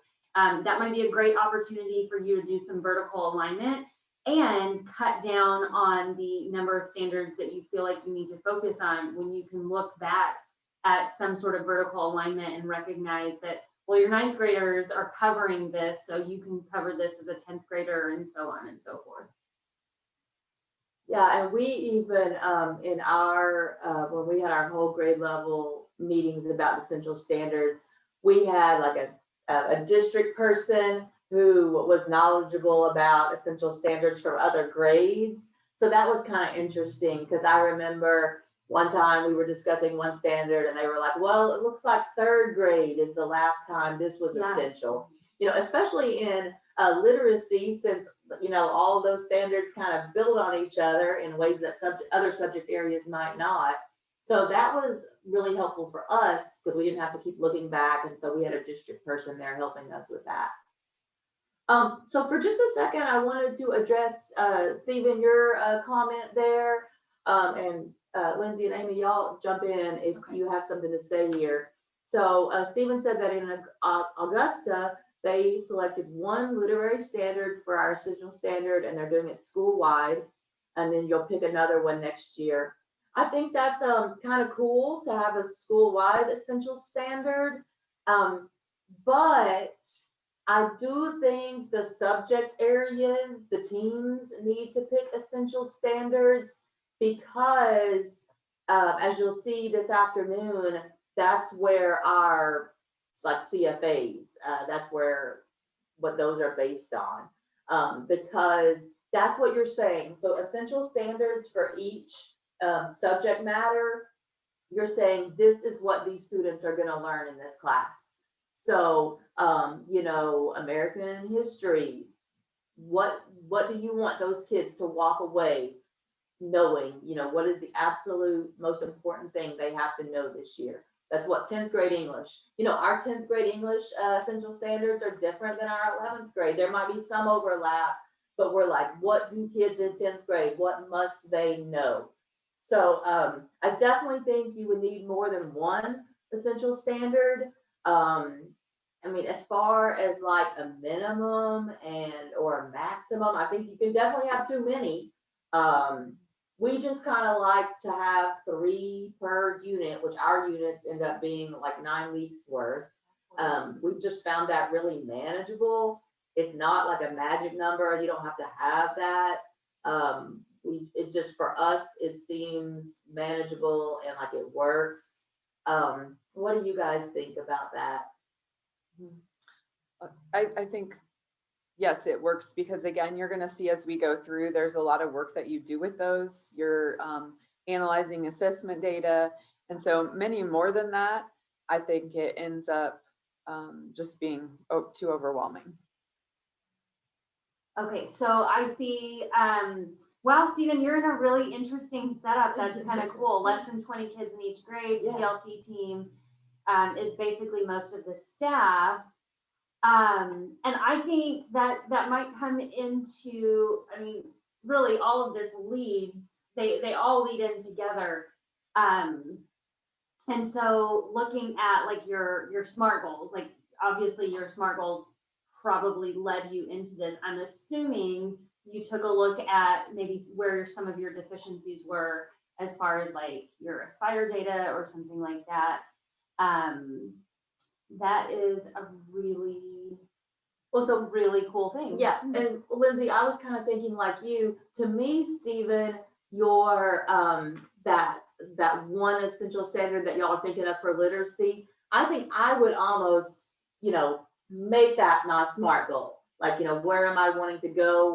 To me, that's what that sounds like, because then you still need, like, each subject still needs those essential standards. And if for a school that small, it might be one teacher picking out those essential standards and, you know, maybe just getting feedback from other people. But, you know, I just know before I was familiar with essential standards, it could be overwhelming looking at the frameworks and the standards and thinking, oh my gosh, you know, I have to teach all of these. And I know we do have to teach all of those, but there's some that we're focusing on more than others. Okay, there was something else I was going to talk about. Oh, Alicia's comment. Yes, so Alicia, I think that's perfect. That sounds like what we did at Northside as well. Again, I know y'all can tell me to shut up about this, but again, I would just review them before every school year. It doesn't have to take a long time, but like I said, I think you get buy-in from new teachers, and I think it's just a good refresher, you know, at the beginning of every year that, hey, this is what we're focusing on, that we're guaranteeing students will learn. Bill, you had an interesting question, and I don't know, I think that let's talk about that for a second. How much emphasis or do we use Aspire data to figure out where we need to focus, or how much emphasis do we place on our deficiencies from the previous year, adjusting our essential standards? Yeah, I think that's, I mean, we definitely like are looking at that data, but it would also be something like if we had a majority of students missing a particular standard, like we would definitely look at how often that was tested. If it was one question on the Aspire and a lot of kids were missing it, I don't think that would warrant making it an essential standard, you know, if it was only one question. Now, it would be something that we would say, hey, we're not doing a good job of this. We need to do a better job of teaching it, but we wouldn't necessarily make it an essential standard if it wasn't like, you know, pretty heavily tested. I was thinking the dreaded semicolon question, how many students we have that missed that, or some sort of mechanics with grammar. I'm not sure that we would change. Well, I know we wouldn't change our essential standards for that, but it would definitely be something that we would try and reflect more in our teaching the next year. Yeah, so, and the reason we wouldn't change it is because there's like 2 questions on semicolons on the Aspire. So Right. it's not worth making it an essential standard. Right. It's worth teaching it better or maybe putting a little more emphasis on it, but not going as far as necessarily making it an essential standard. In fact, one thing our district looked at was what is tested the most, you know, what area, what types of questions do appear more often on that test. And that's what we would be more likely to make an essential standard. And that's where Susan mentioned we were fortunate to have someone from the district to talk about how it aligned with other grade levels. We also had somebody who was really good about knowing different questions and how many times they came up on the Aspire. And so that was nice as we went through this worksheet that you still see on the screen. You know, she would chime in and say, oh, there were 3 questions last year on the Aspire. So if you have somebody who just loves data and they're willing to do that work for you, that would be a good thing to know prior to completing this worksheet as well. Yeah, or you can, if you don't have someone like that, you can just, you know, there's a document that breaks that down from Aspire. So someone could just have that open on their computer and look it up every time you're talking about it. If you don't have that one expert in your district. And I think you bring up a good point as well about the difference between essential standards and then enduring standards, and things that you're kind of assuming, I guess maybe assuming is not the right word, but these are things that will be addressed over and over, or things that, you know, kids are gonna need to come in the door knowing. You can't work on complex sentences necessarily if they don't understand, or I guess sentence variety and stuff like that from one of the standards if you know that they don't understand semicolons. So, I mean, that would lead you down that rabbit hole. But I think that is a great point. All right, so I don't know, we're a little bit early for lunch. Does anyone have anything else they wanna just point out, or does anyone have another question that we can talk about before the break? That's essential standards, so it's definitely something you need to have. You need to be ready, you know, with that first week of school, you know, obviously. So for us, I think that week of PD before school is when we want to like revisit our essential standards. You know, we always have some new teachers or everyone just needs a refresher. So definitely something you need to have in place. Okay, well, enjoy your lunch. We'll meet back in an hour and finish up. And if you think of questions, just put them in the chat and we'll try and answer as we go. So is that 12:20 then? Yeah. Okay, that's 5 minutes earlier than we said originally, but we'll come back at 12:20, everyone. So, Amy, will you go to the next slide? And, okay, yes, we're gonna start back from lunch with unpacking the standards. And Lindsay's gonna take the point on that. And so here we go. Okay. So if at any point you have questions, let me just preface everything with saying this was kind of, I don't want to say it was a new practice that we did this year, because we all know that we're supposed to do this. And I think in some way, shape, or form, we all do some form of unpacking or unwrapping standards. But we were very intentional about this year for probably the first time in our team's history. And so the first time that we did this, it was for our 3rd quarter unit. So we kind of did it in like December, really focusing on what we were going to do in January, and then honed in on that, especially for our 4th quarter. So I'm going to show you guys examples of that. But if at any point you're just like, I'm not really sure what you did or have any questions, please shoot them out, because, you know, I want to make sure that I kind of go over the process with you, because I think a lot of this is stuff that we know, it just is something that we maybe don't always have the time to put into practice. And we can always get better at it. So as far as unpacking the standards go, we know that it's breaking down the standard. It's looking at those individual concepts, skills that students are able to demonstrate. I think ELA lends itself more to skills than it does to content, like a history class or something would be. We're a lot more focused on understanding things conceptually and having our students be able to do something. So that's really what the focus was for our team. Looking at that level of thinking, that DOK, the depth of knowledge, we did this somewhat. Again, I'm gonna say like, that's probably an area that we could get better at as we do this next year. And I foresee this, even when we come back to the things that we've already unwrapped this next school year, that we'll even find ways to tweak this and to just always be improving. So this suggestion, first of all, this can be pretty time consuming. I know we talked this morning about things like, what do we do in these meetings, in our team meetings? And we talked about like, how often are we meeting, and do we cover the, minutia agenda items, like the information that needs to be pushed out. So what I'm going to tell you, and I think we did cover this, but information that needs to be pushed out and stuff like that, if you're going to be doing this kind of work, those need to be two totally separate things, because I do know that from going through this for 2 units, the whole process of unpacking, unwrapping the standards is going to take at least 1 full meeting, but probably you're looking more at like 2 or 3, and our meetings are like 45 minutes. So this probably, just to unpack what we did, took at least 2 meetings. And I would even say that the beauty of what we've kind of got going here at Northside is that we have our official PLC meetings that we do once a week.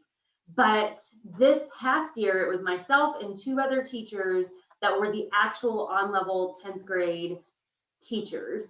And we met really informally. We were on block scheduling last year, so pretty much every other day when we had our plan, we met informally and talked about where are we going with this and how are we gonna approach this, and looking at formative data and things like that in an unofficial capacity. And as we were putting this together, I would say probably 30% of it was put together in some of that unofficial, not necessarily designated PLC time, but just where we had a few minutes to kind of look over things and dig into it a little bit better. It was easier to do that way than it would have been if we had our huge team with our specialists and our administrator. Not that we weren't making any decisions that they weren't aware of. I want to be really clear about that.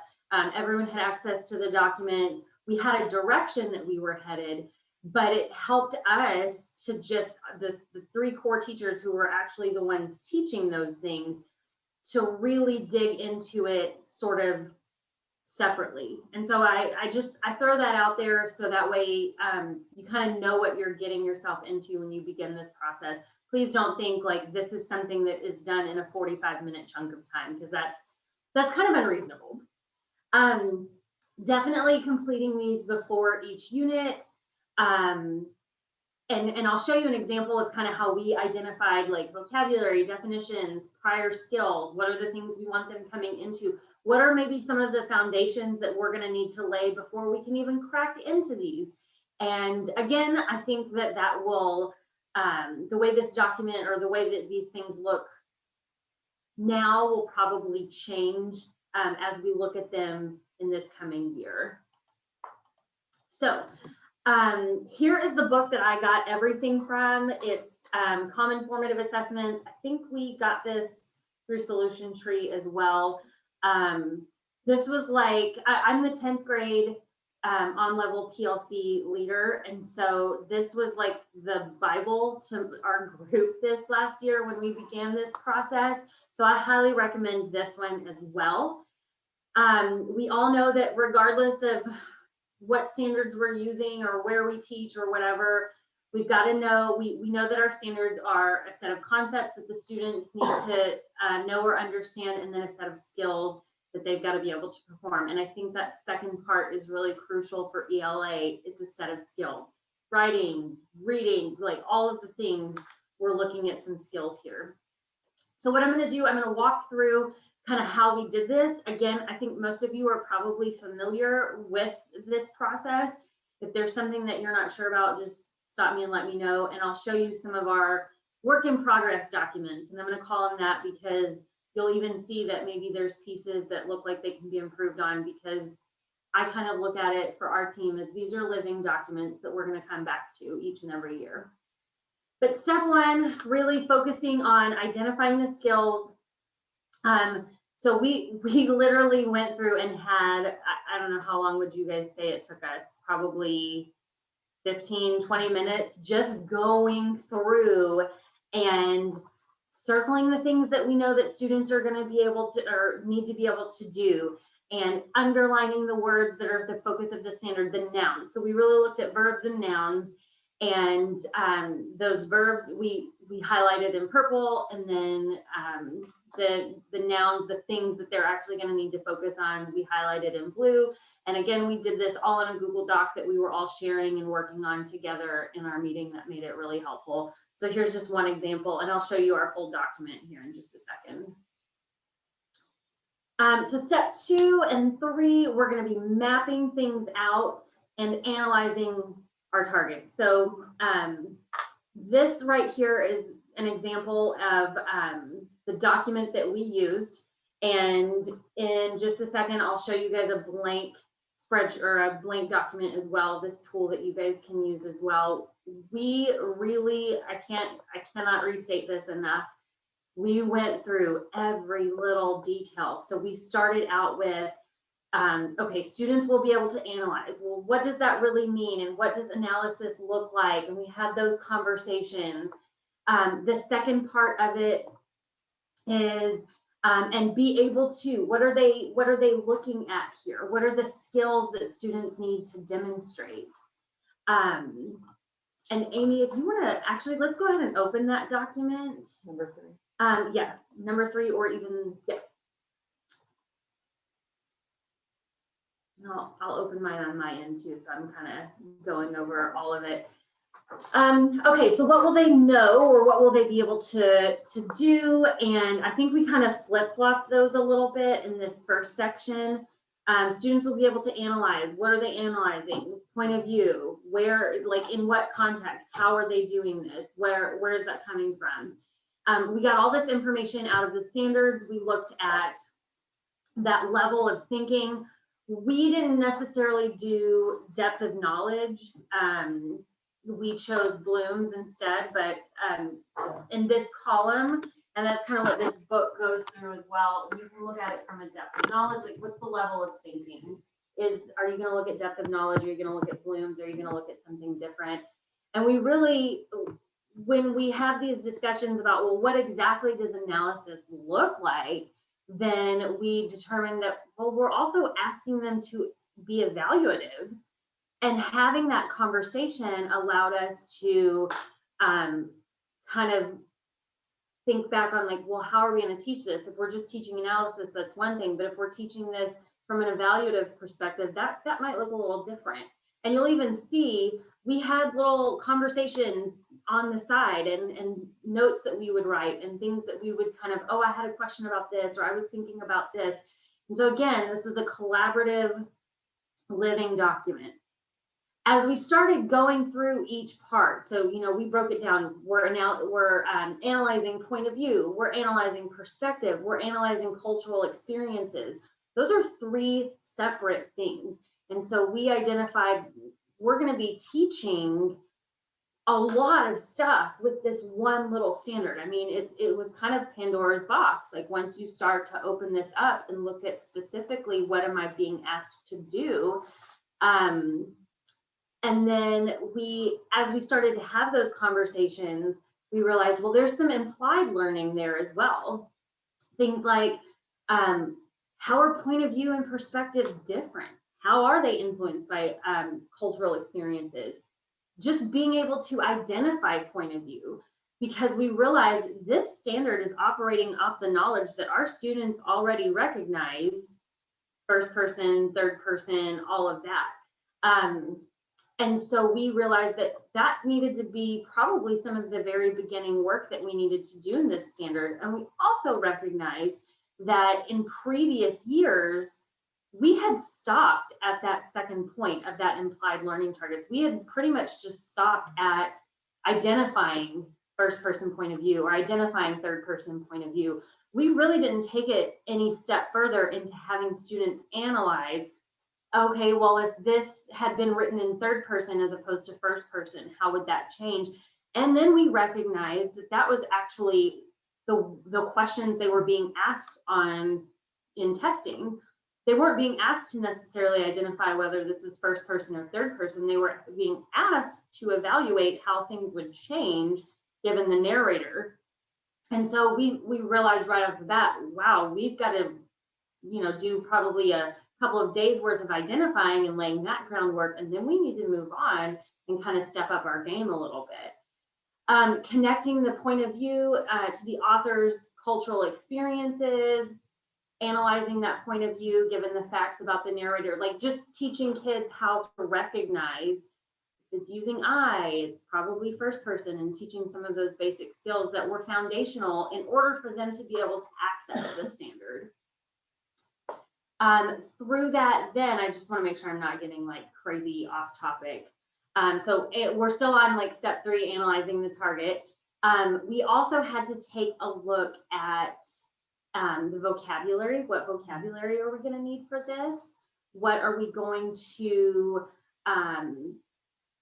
kind of have as a part of our daily class discussion, and making sure, because that's something I think we don't think a lot about, but making sure that we're all using just the same terminology as a team and even as a school. That might be some conversations to have with vertical teaming. Now I know like first person, third person, those types of things, that definition is pretty standard and that terminology is pretty standard. But when it comes to things like teaching writing, well, do you call it textual evidence? Do you call it concrete details? Do you call it evidence? Do you call it, what do you call it? And so just having those conversations about what's our vocabulary that we're going to be using. And I can't stress that enough too, in terms of a vertical team, which it sounds like many of you are going to be working in. That's a great conversation to have. What are we calling these things, and how are we teaching students to navigate these terms and stuff like that when they're moving from teacher to teacher? So it's just a little side note. Yeah, that seems like such a basic conversation. You would think, yeah. But we've had really great discussions about, okay, what is perspective? Let's come up with a definition for our department. And then actually that perspective and point of view, we've talked about with the social studies department a lot. Yes. And so we've done some cross-curricular alignment that way as well. So I think those are all really worthy points. That's actually a great point. There is, when you get to standards like this, especially, there's a significant amount of overlap that can happen with like your social studies and your ELA. And for some smaller schools, that might actually be some really helpful work as well, in just recognizing, well, how can we help each other out? Like if you're teaching this particular thing, then, and I want to make sure that I'm using the same terminology, or we're having conversations with students about how that is different, how you might talk about something in social studies one way, but you're going to talk about it in English a different way. I think those are really helpful conversations to have. And I think, don't you think, Lindsay, the unwrapping of the standards is kind of hand in hand with choosing the essential standards? Like, I think it's worthwhile to, not to redo the whole process, but at least to look at your unwrapping from previous years if you've done that, because it's such a great refresher about really the specifics of that standard. And then of course, if you have new people on the team and you want to, talk about that terminology. So to me, it's not one of those things that's one and done. I mean, yeah, I guess the long doing of the unpacking is done, but you still need to like refresh yourself Yes. every.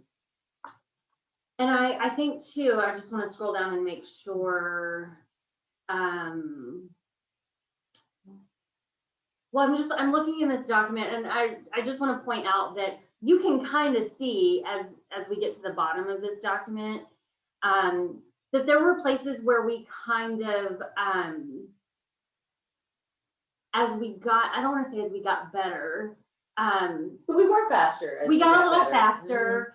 And I kind of liken it to the difference of, like in math class, when teachers are asking students to show their work. When we first started this, we showed all of our work, literally everything we wrote out, typed out, followed it 100% by the book.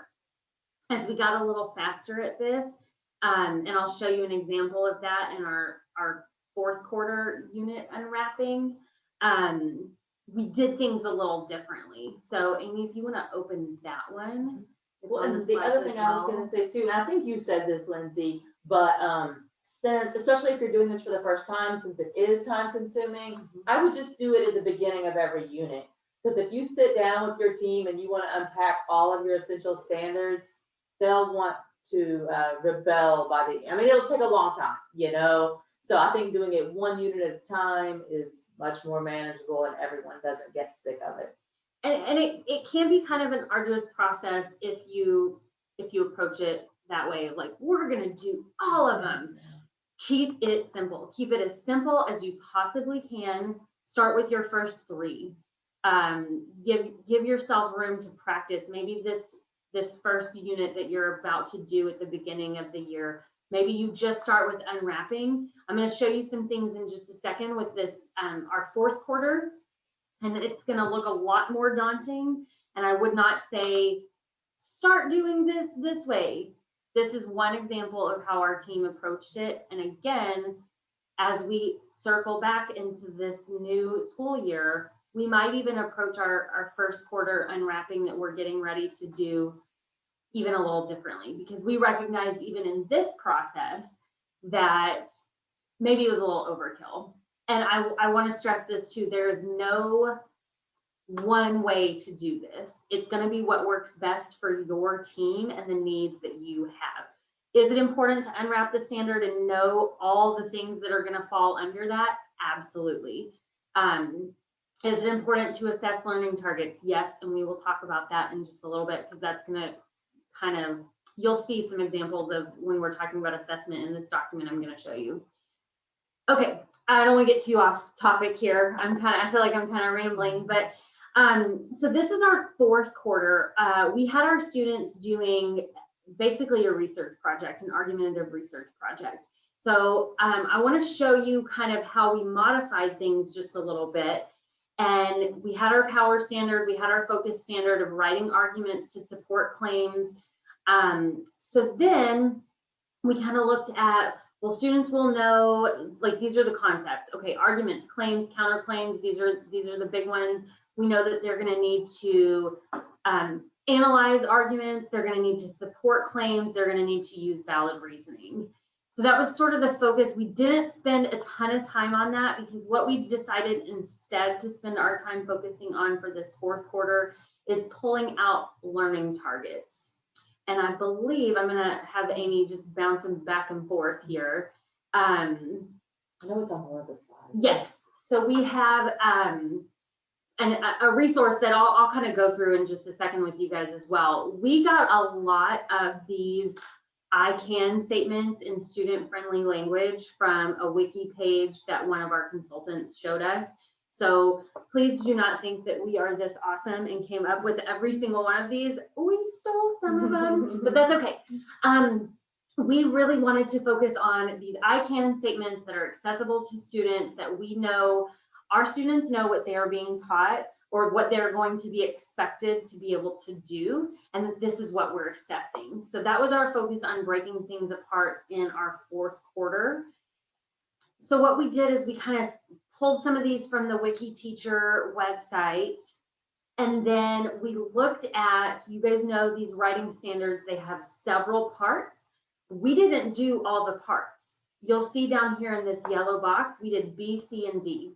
Developing claims using words and phrases and clauses to link major sections of the text, and then maintaining a formal style and objective tone. So when we were assessing this writing, these were the things that we focused on. When we were teaching our lessons in class, we were focusing on, I can develop claims and counterclaims without bias. I can supply evidence that supports my claim and refutes counterclaims. Those were the things that we were focusing on. And as we had these discussions, kind of, if you look at the difference between what we did in our third quarter and what we did in our fourth quarter, you'll kind of recognize, oh, there's a lot less writing on the top of that fourth quarter page. It's because we did a lot of this stuff conversationally in our meetings and kind of jotted down notes, but really our focus was these I can statements. So I just wanted to show you that, to show you there is not one set way you have to unpack these, but there's a lot of different tools that you can use. The idea is that you are digging down to what concepts do the kids need to know and what skills do they need to show. And if you can do those two things, then you are doing, and if it's serving you, then you're doing it the right way. Okay, so on the next slide, so step 4 and step 5, again, this is probably one place that I would say our team needs to improve this coming year. We didn't spend a lot of time looking at big ideas or essential questions or guiding questions, whatever you want to call them. But some examples of that might be, these are the big ideas that conceptually we want students to understand, such as the theme of a work is shaped by the details that a writer provides, or as in the last example with our argument unit, clear arguments support claims with valid reasoning and relevant evidence. Like, that is something that we want students to understand. That is a big concept that we want them to be able to know and understand at the end of this unit. You're not going to have very many of those. I would say maybe like 3 or 4, probably, depending on the size of your unit and the number of standards that you're looking at. But identifying, well, at the end of this, what are those big concepts that we want kids to know? Not necessarily what we want them to be able to do, but just conceptually, what do we want them to know? And then essential questions, which really, I always look at essential questions as, I could write it on my board and tell my students that at the end of this lesson, at the end of this unit, at the end of this week, whatever the time frame is that you're working on this essential question, you will be able to write the answer to this question, or you will be able to explain, you will be able to answer this question in some way, shape, or form. And I've even done that as like an exit ticket. Okay, answer today's essential question on a sticky note as you walk out the door. It's a great way to assess too, but it also, it helps make sure that you're sticking to those, all of the work, all the things, the unpacking and the SMART goals. And it's just another piece to the puzzle to make sure that you are going in the direction that you need to go. And so I don't think we really spent a lot of time last year looking at these. We pretty much were kind of getting our standards unwrapped and then go. And so now this year, again, this is not a perfect example in any way, shape, or form. We're looking at, okay, well, let's look back. Let's circle back to the work that we've already done and talk about these big ideas.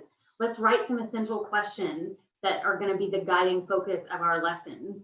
Let's use those to inform our teaching and our student, checking in with our students every couple of days about their ability to answer some of these essential questions. And so if you can approach things in that way, again, that's just going to give you more things that you can talk about with your team. That's going to give you more cohesion, and it's going to help you stick to your plan a lot better. It's just not something that we have done particularly well at this moment in time. I think that, Lindsay, is like some great ideas. And it could also be, because I mean, that's what I was thinking. Okay, this is what you could do in your team. Because I know at Northside in the past, that's kind of been a point of contention. Like, can we do this work in our team? Can we do this? Because like I don't know, did it all have to be data discussion? Could it be different things? That's something that we've wondered about. And so, yeah, after you unwrap your standards, I think this would be a great place to go. And maybe you could even do something like at the end of a meeting where you're unwrapping standards, you could say, okay, before the next meeting, think of one example of a big idea and one example of an essential question.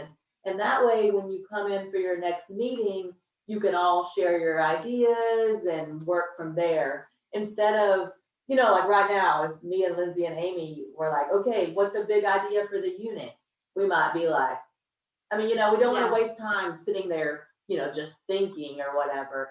And so it's okay to give people little homework assignments like that, or, that way the time in your meetings is productive. So yeah, I'm really hoping we get to focus more, us personally, on step 4 and 5 and our teams this year. Absolutely. And I definitely want to reiterate that we did have a lot of discussion about, well, what do we actually do in these meetings? Because we're told, from the experts and even our administrative team, well, you need to be focusing on data. And that's great. And it's 100% right. But and we kind of took this to some of our solution tree consultants as well. And we were like, hey, can we do this? Can we unpack our standards in our PLC? Like, is that against the rules? And they were very clear about how this is also that data-driven work. So unpacking your standards, having those discussions about essential questions, that's going to help us answer that number one question: what do we want students to be able to do? The assessment piece, which we'll talk about in just a little bit, is the how will we know if they've done it? So we're not even there yet. So I guess I would even drive the point home that as long as your meetings, as long as your team meetings are revolving around those 4 questions, then you can do it.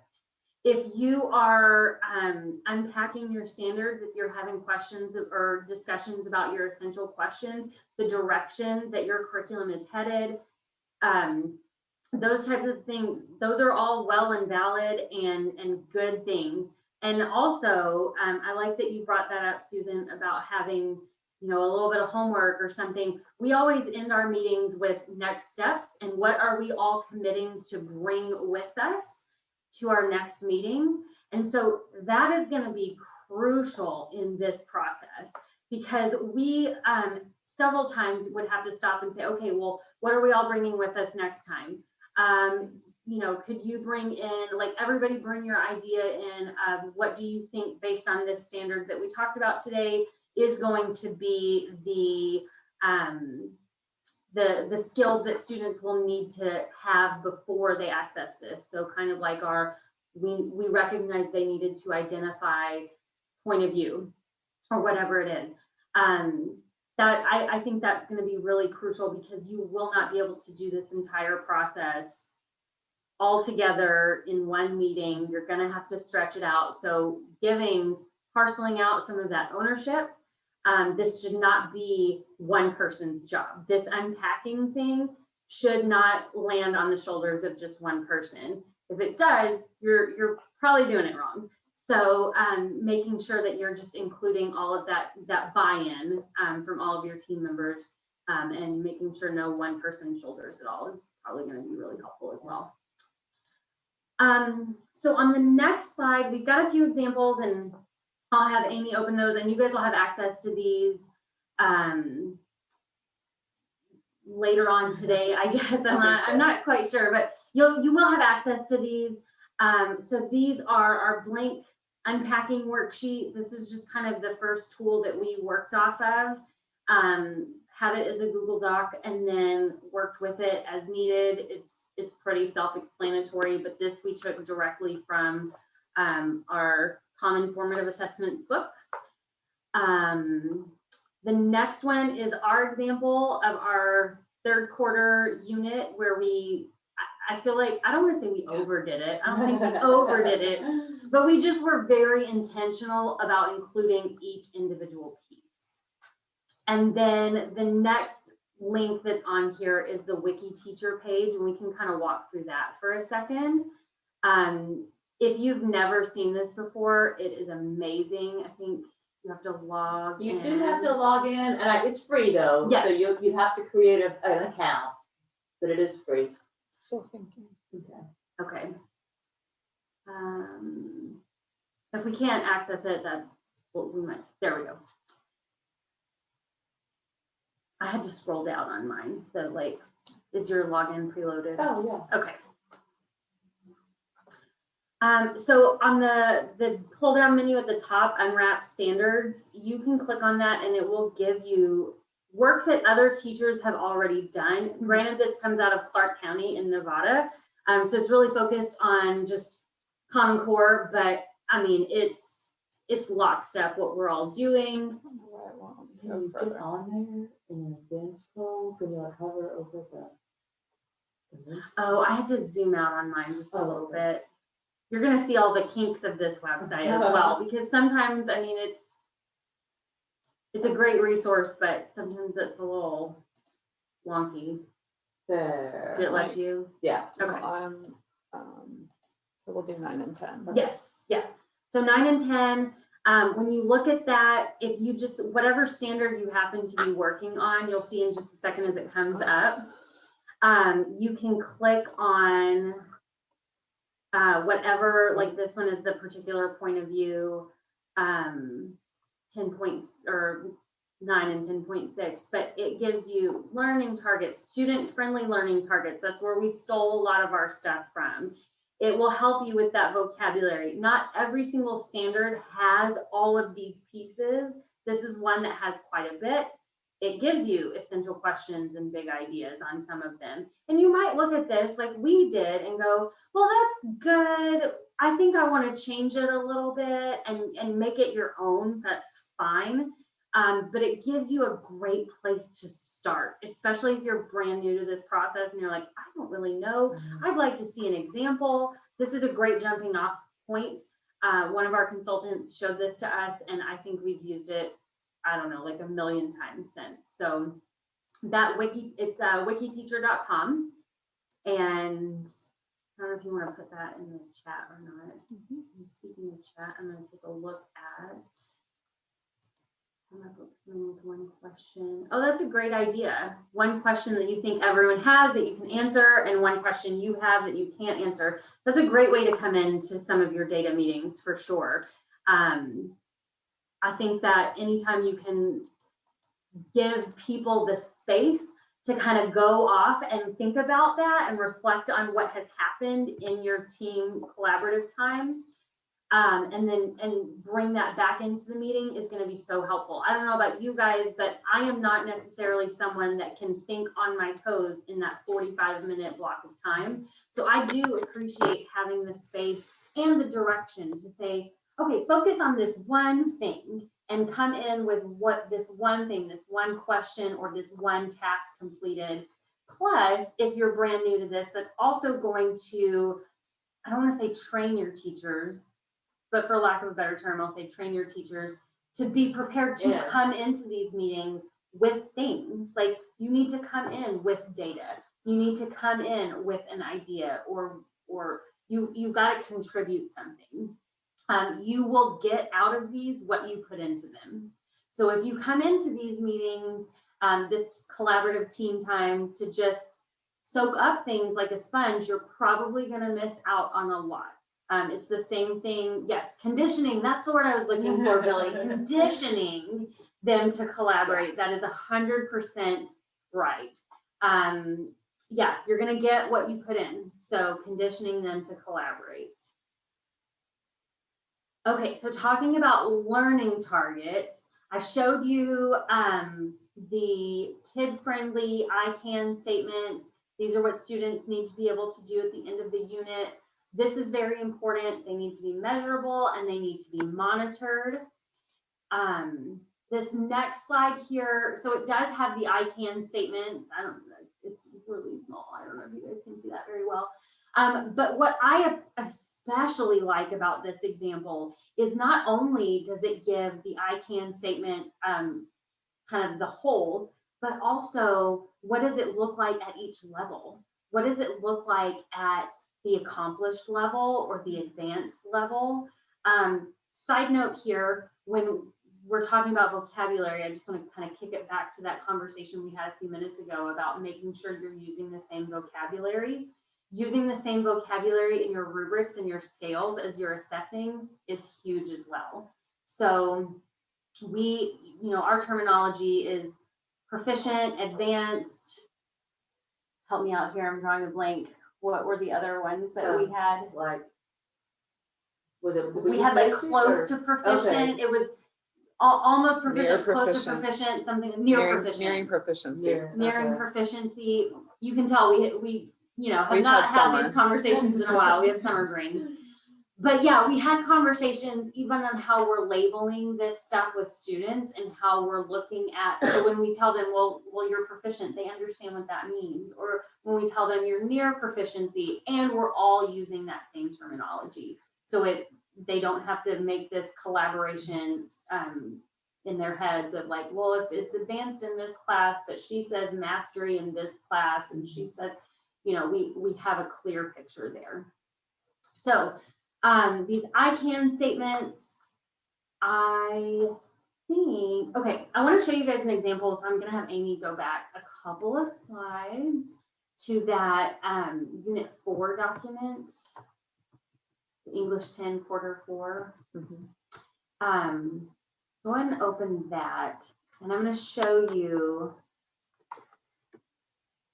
kind of what we did. If you scroll down to like some of our sequencing there at the bottom, I might be getting the cart before the horse just a little bit. Oh, here we go. Yeah, right here. So what we did, and this again, when I said, we might have overkilled this, I think we did just a little bit, but, we were new to this. And so we tried it a couple of different ways. And this was one of them. This unit was essentially 3 weeks at the end of school, which you guys are teachers, that time is absolutely insane. So we were very intentional about lockstep focus each day or each lesson, really. What are we doing? And some of those lessons bled into different days and stuff, but we really focused on our learning targets, focusing on our I can statements. So we would put this on the board at the beginning of the day. This is what we're going to be able to do. We had an embedded assessment built into that lesson for that particular I can statement. And then I'm going to scroll down just a little bit and see if our rubric is put in here. It may not be. Okay, my apologies. I thought we had our rubric linked on here. If I can find it later, I'll bring it up and show you guys, and I'll definitely share it out too if you guys would like a copy of it. But the rubric that we built for this project, we had the I can do this. We had the I can statements loaded into that rubric. These were the I can statements that we were using for the formative assessments. These are the I can statements that we were using at the end on the whole. We were really intentional about making sure that our students knew those learning targets, that we were talking about those learning targets in each and every lesson, that they understood how the individual learning targets bled into the entire process at the end, the entire project at the end. And we built our assessments around those learning targets as well. So that's where that whole measurable and monitored thing come in. On the next slide, so I've shared earlier that there's more than one way to do it. And so this is a chart that we have used previously. We didn't spend a lot of time with it last year because last year was bananas, you guys know. But I think that this is also one where we will use some form of this, especially in our first quarter. We kind of played around with this idea, but I don't feel like we necessarily had it in a great routine yet. But tracking your data with a simple check mark, do these kids have it? Do they not have it? Finding some way to collectively have all of your data on one page for everybody to look at and looking at it student by student. That is going to be one of our huge goals this upcoming year as well, is really looking at the data student by student, not just in groups, but does this kid have it? Does this kid have it? Is this kid close? Are they able to complete this learning target? Are they able to show that they have this skill? And so this was just one method that we came up with of data tracking. I know that this coming year, we're kind of piloting Mastery Connect. And so this might look really different for us because we have an entirely new system that we're going to be using to help us track our data. But this right here on the screen is, it's a Google Sheet. And we've used that before to just have conversations. And that was one thing that we said, okay, by the next meeting, come in and have your data for, you know, the first standard, just the yellow things, just have your check boxes done so we can discuss them and we can look at, well, like how many kids actually have this versus how many kids don't. We'll talk in just a minute about assessments and kind of really getting into the nitty gritty of tracking that individually as a teacher. But as far as the team goes and what you're showing the team, something as simple as this form right here. You have the kids' names typed into it, and it's a simple check they've got it, no check they don't. And then that gives you a really clear overview of where you need to spend the bulk of your time for interventions. It seems like it would be time consuming, but it's really not. I mean, like the most difficult part is just setting it up, you know, but then after that, I found it pretty fast and easy, you know, to just go when you're grading them, just go and check or not check the learning targets right then. So it's definitely doable. And part of this that you can't see, this is what you're looking at is like one of our teacher pages. And so the kids are listed over here and we would just go through and check, but there was also an overview page. And so then once we were finished tabulating the students who could do the skill, then we would go and, you know, put 14 out of 17 had mastered this skill. And so then again, we can really quickly in our teams analyze that data and see who might be struggling, which interventions need to be set up, and so on and so forth. And I think too, one place that teams might get caught up, and I've been on teams before where this has been the case, is focusing too much on the second part, which is the percentages. Well, 14 out of 17 got this correct or whatever. I mean, that's great and that's good information to have, but I think the heart of it is in something like this right here, where you are really actually tracking individual students or looking at students individually, because at the end of it, you've got to know which students specifically need that intervention, and you need to meet those kids where they're at. And so you do need to look at things individually. So if you are focused more on the like percentages and things like that, I would maybe challenge you to kind of flip your thinking just a little bit and do something where it doesn't have to be anything great. I mean, check boxes. This kid has it, this kid doesn't. I mean, most of us can do that depending on what assessment things we have built in place. Most of us can do that pretty quickly once we've got the kids' names loaded in there. And then, you know, then you can go on and look at percentages and stuff like that. But really focus on the individual kids and having that data visible first before you go in and try and do all the math stuff. Lindsay, Billy asked a good question, and one that we started talking about just this past year. How do you document RTI for the kids that didn't meet the standard? And what I'm thinking of too, Billy, is how do you document even when they do meet the standard in RTI? Like a lot of times I think we did this step and then we would do RTI, but we would never go back and like update that they had met the learning target or not, you know? Yes. So I don't know, that's something.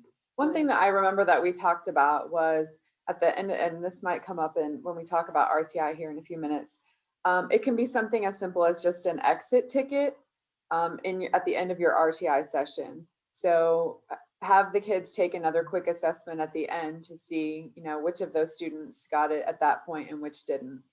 And that is definitely something I know that we can still grow as a department? Yeah, so last year, I remember we had just talked about like communicating with that student's teacher. Because sometimes like Amy might send her students to me in RTI or vice versa. Well, if we had done an activity and assessed, then I needed to make her aware of the results. Like, okay, yes, they have reached the target. And then she could go and update the appropriate sheet, I guess. Well, and I think too, by having something like this accessible to all of the teachers on your team or all the teachers that might be responsible for that RTI for kids does allow them to go in. We didn't actually do this, but it does allow them to go in and say, you know, well, I worked with this particular student. They have shown evidence that they can do this particular thing. I'm going to update that. You also asked the difference between meeting the minimums and mastery. That's a conversation that needs to be had in your team as you're developing your learning targets and your learning targets and assessments. And we can talk about that as well. But when you're having those conversations about assessments, that's when you have that conversation about, well, what does this look like?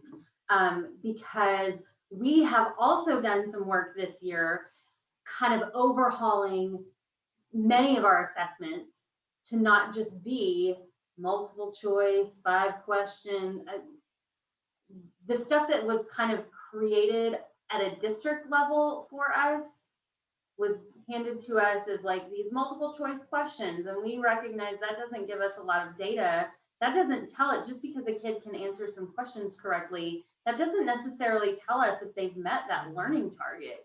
So we've actually gone back in and revamped those assessments. And so now we're having a totally different conversation and having to have conversations about, well, what does mastery look like? What does proficiency look like?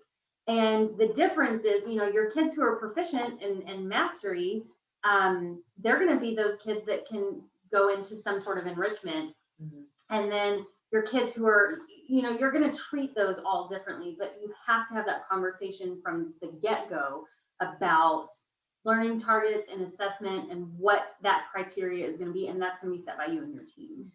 And all of that, as far as the assessments and the RTI and what that looks like and how to set that up, we're going to share that with you as well. So yeah, stand by. We got it coming. Okay, so once we've identified the learning targets, once we have created or identified our essential standards and all of that, then you're kind of ready to plan your unit of study. Okay, so there definitely needs to be some similarity in the pacing of these units. But it doesn't have to be robotic. It doesn't have to be scripted. And I think that's what lots of teachers worry about is great, you know, now we're all gonna be exactly the same and I don't have any autonomy and stuff like that. But that's not true. Your pacing does need to be similar and we're gonna tell you why. But it doesn't have to be the exact same. So in bold on this slide, you know, some things in the PLC process can be tight. Some things have to be a certain way and other things can be loose. So with units of study, what needs to be tight are the assessments when they are given and that they're the same, that they're common. And the reason the assessments have to be tight, the reason you have to give them at the same time and they need to be the same assessments are that students will need to be retaught and reassessed and that those enrichments, those interventions need to happen in a timely and similar manner. So that's the big reason for the assessments. Also in your teams, you have to talk about that data. And if I give my assessment, but Amy wasn't ready, our pacing was different and she hasn't given her assessment yet, then we can't talk about the data at that next meeting. Or if by the time she gives the assessment, then mine has already happened a week ago and now it's not timely. So especially the assessments, that needs to be tight. So that's when you're looking at your calendar and writing things down. We've kind of given teachers like maybe a 2-day window, but regardless, we've said, you need to be ready to talk about this data, at our next meeting. I was thinking, because I'm going to talk a little bit about why your unit pacing should be somewhat similar. And I was thinking about what some of you have mentioned, in that you're the only one who teaches that. You don't have anyone else to do common pacing with or common assessments with. And so I think we're sympathetic to that, and we understand that. It made me think that a number of years ago when I taught in Missouri, I was the only ELA teacher at my school. And so one suggestion that we did is we kind of had a co-op of a couple other schools, and we were able to just do some common pacing and some common formative assessments between different schools. And so if that's something that your district would be receptive to, I mean, with the technology that we have now and Zoom and Google Meets, I think it would be a lot easier than it was probably 10, 15 years ago. But you might try reaching out to somebody in a neighboring district and seeing if they were interested in trying some common pacing or some common assessments. So the reason for that similar pacing, first of all, like Susan said, it just helps with the interventions and the enrichment activities or the extensions. It helps to be able to discuss that data in a relevant time, so that it's, weeks don't go by and then you get around to talking about data that is now 2 weeks old.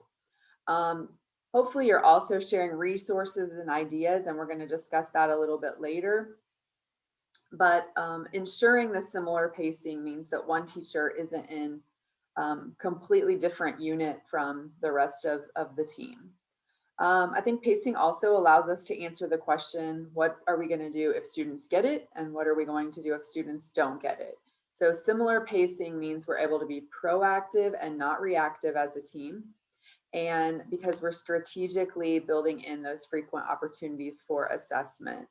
And also one last thing to consider is it allows for consistent instruction if student schedules were to get changed. I know sometimes that happens here, is we might have a student move from one class to another if they're changed from a building within the district, or even sometimes outside of the district as well. So the next one. So I know that Susan and Amy kind of already said this, but I want to reiterate it. You're not necessarily in lockstep, and I know for many of you, you're going to be working at like a vertical team sort of angle. You may be the only one, and so you can kind of control that pacing far more than if you were working with a team of several teachers. But and any time that you are working with a team, I can't reiterate this enough. Informality is fine. And what I mean by that is, please don't feel like your conversations about pacing have to happen inside of a meeting. Because honestly, the best and most helpful times or discussions that my team and I have had about pacing have happened informally in a quick email or passing in the hallway. Okay, this is what I'm getting ready to do this week. This is what I'm working on. And in terms of planning as well, that is gold, because what we've been able to do, because we've had such tight pacing, is divide and conquer on a lot of things. And for those of you that are working with, several people or a couple of people on your team for your grade level, that's going to be great, because you can share resources, you can share the workload. You can say, okay, well, I'm going to go make copies of this particular lesson, or I'll put together the manipulatives for this thing. All of those are things that you know. But in terms of like a vertical team sense, or however you decide to divide up your common assessments, as long as your pacing is close and you have that, the day-to-day is kind of left up to each individual teacher, but okay, we're going to assess at this common time. An informal discussion can be had about who's going to be in charge of what, and making sure that you can share the workload as far as creating the CFA, administering the CFA, getting materials ready for the CFA, whatever that is a part of your team collaboration as well. So that again goes into that that first question: what are students going to know, or what are they going to be responsible for learning, or however you want to phrase that.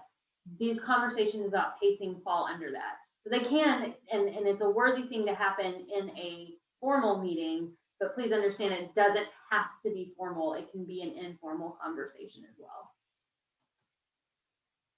Okay, so, oh, yes. So another reason that differentiated instruction can be better, I think, than lockstep is that there are benefits to it. And like we've said a million times, PLC is a process, and we're constantly learning and thinking, oh my gosh, I can't believe we used to do this. But I mean, you know, as recently as just a few years ago, we were really trying to do everything super similarly. I mean, you know, like our teaching strategies were the same and everything. Well, what happened was when we did everything, when our instruction was so similar, it didn't allow for good conversations about data. So a big thing in the PLC process and team meetings is if we're looking at data, Lindsay and Amy and I all bring in data from our most recent CFA, and Lindsay her numbers are noticeably better than Amy and mine.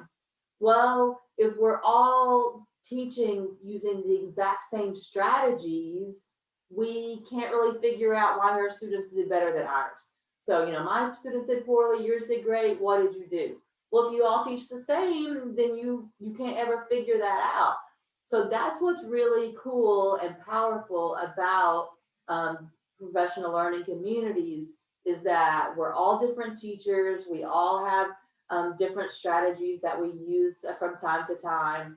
And so if we're using different strategies, well, then Lindsay can say, well, I did this activity or whatever, and students really seem to respond to it.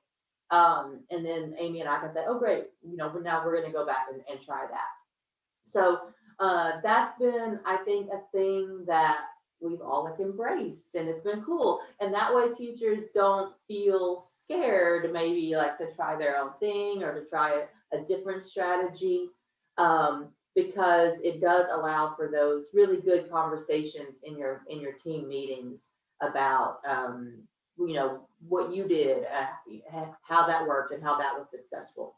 So I think if we can have these instructions, like it says on this slide, it'll lead to better instruction for teachers, which is one of the purposes of a PLC, is to increase teacher instruction. Hopefully there'll be fewer people in RTI because we're reaching more students and we can give more targeted support. And this is just an example of a screenshot of one of our pacing calendars. And this was a 10th grade, I think one of our pre-AP pacing calendars. And so it's just the very beginning of the quarter, but you can see that we always display our essential standards at the top so that those are there, and we know, again, it's just a reminder of what we're assessing within the unit. And so you can see that there's recommendations and there's resources provided, but there's still a lot of autonomy with regards to teaching of the material. So it doesn't have to be lockstep, kind of like we're saying. And so a really good way to tackle, I guess that's unit planning. So before we hop into unit planning, It's good what we're doing. yeah, is there any questions about any of that so far?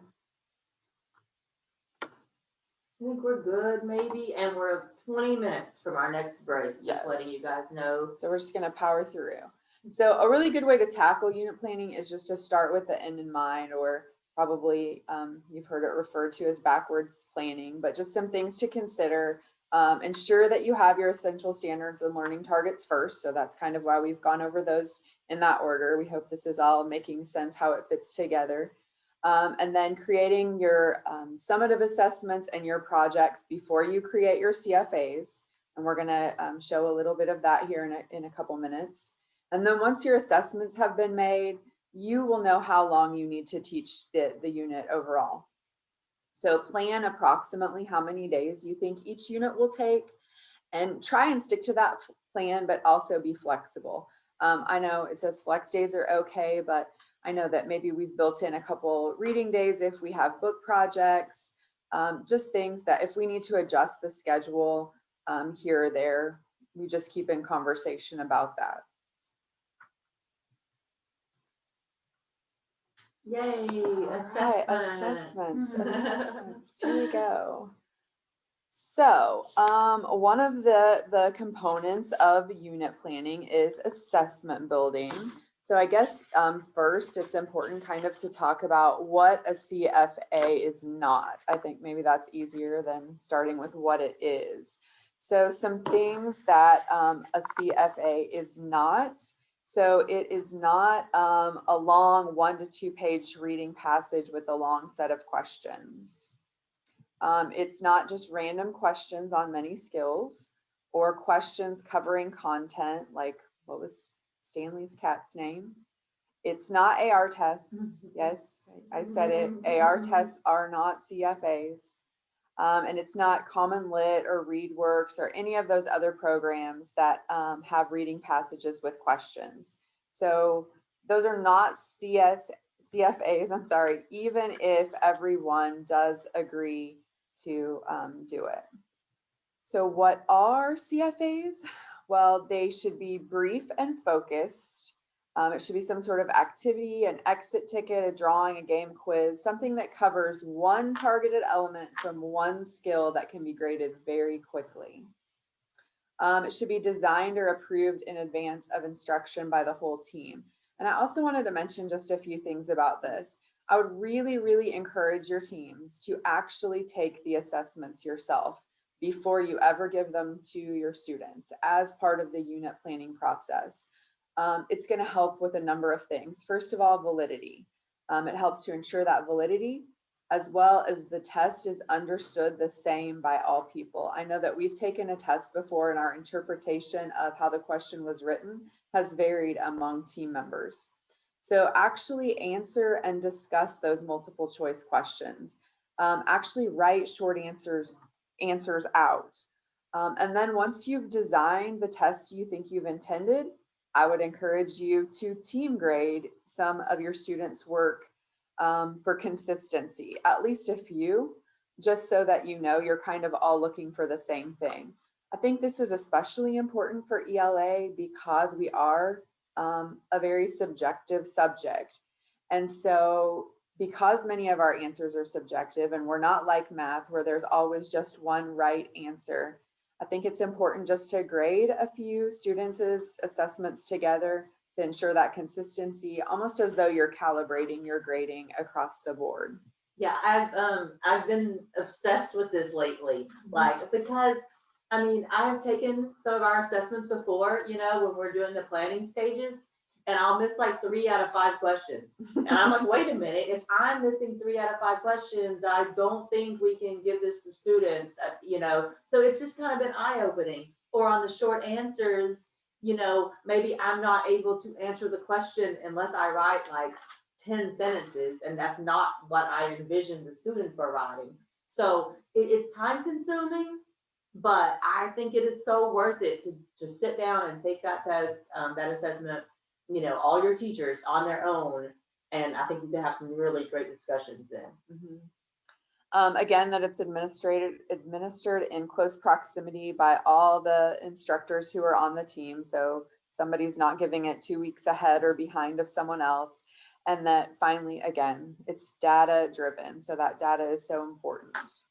Yeah, we have changed over the last 4 or 5 years. We have changed assessments based on the data, because we'll get like the data back and we're like, wait, why is everyone missing number 2? And then we'll go back and really discuss and look at it. And sometimes we thought, okay, it's in our instruction, you know, that's not getting across. And then other times we thought this was just not a good question or not a good passage or something like that. So I think it's very worthwhile. Okay, So, we were given some advice this past year by a consultant that had us sort of look at the things that we're doing in class and our assessments as from like a sports metaphor.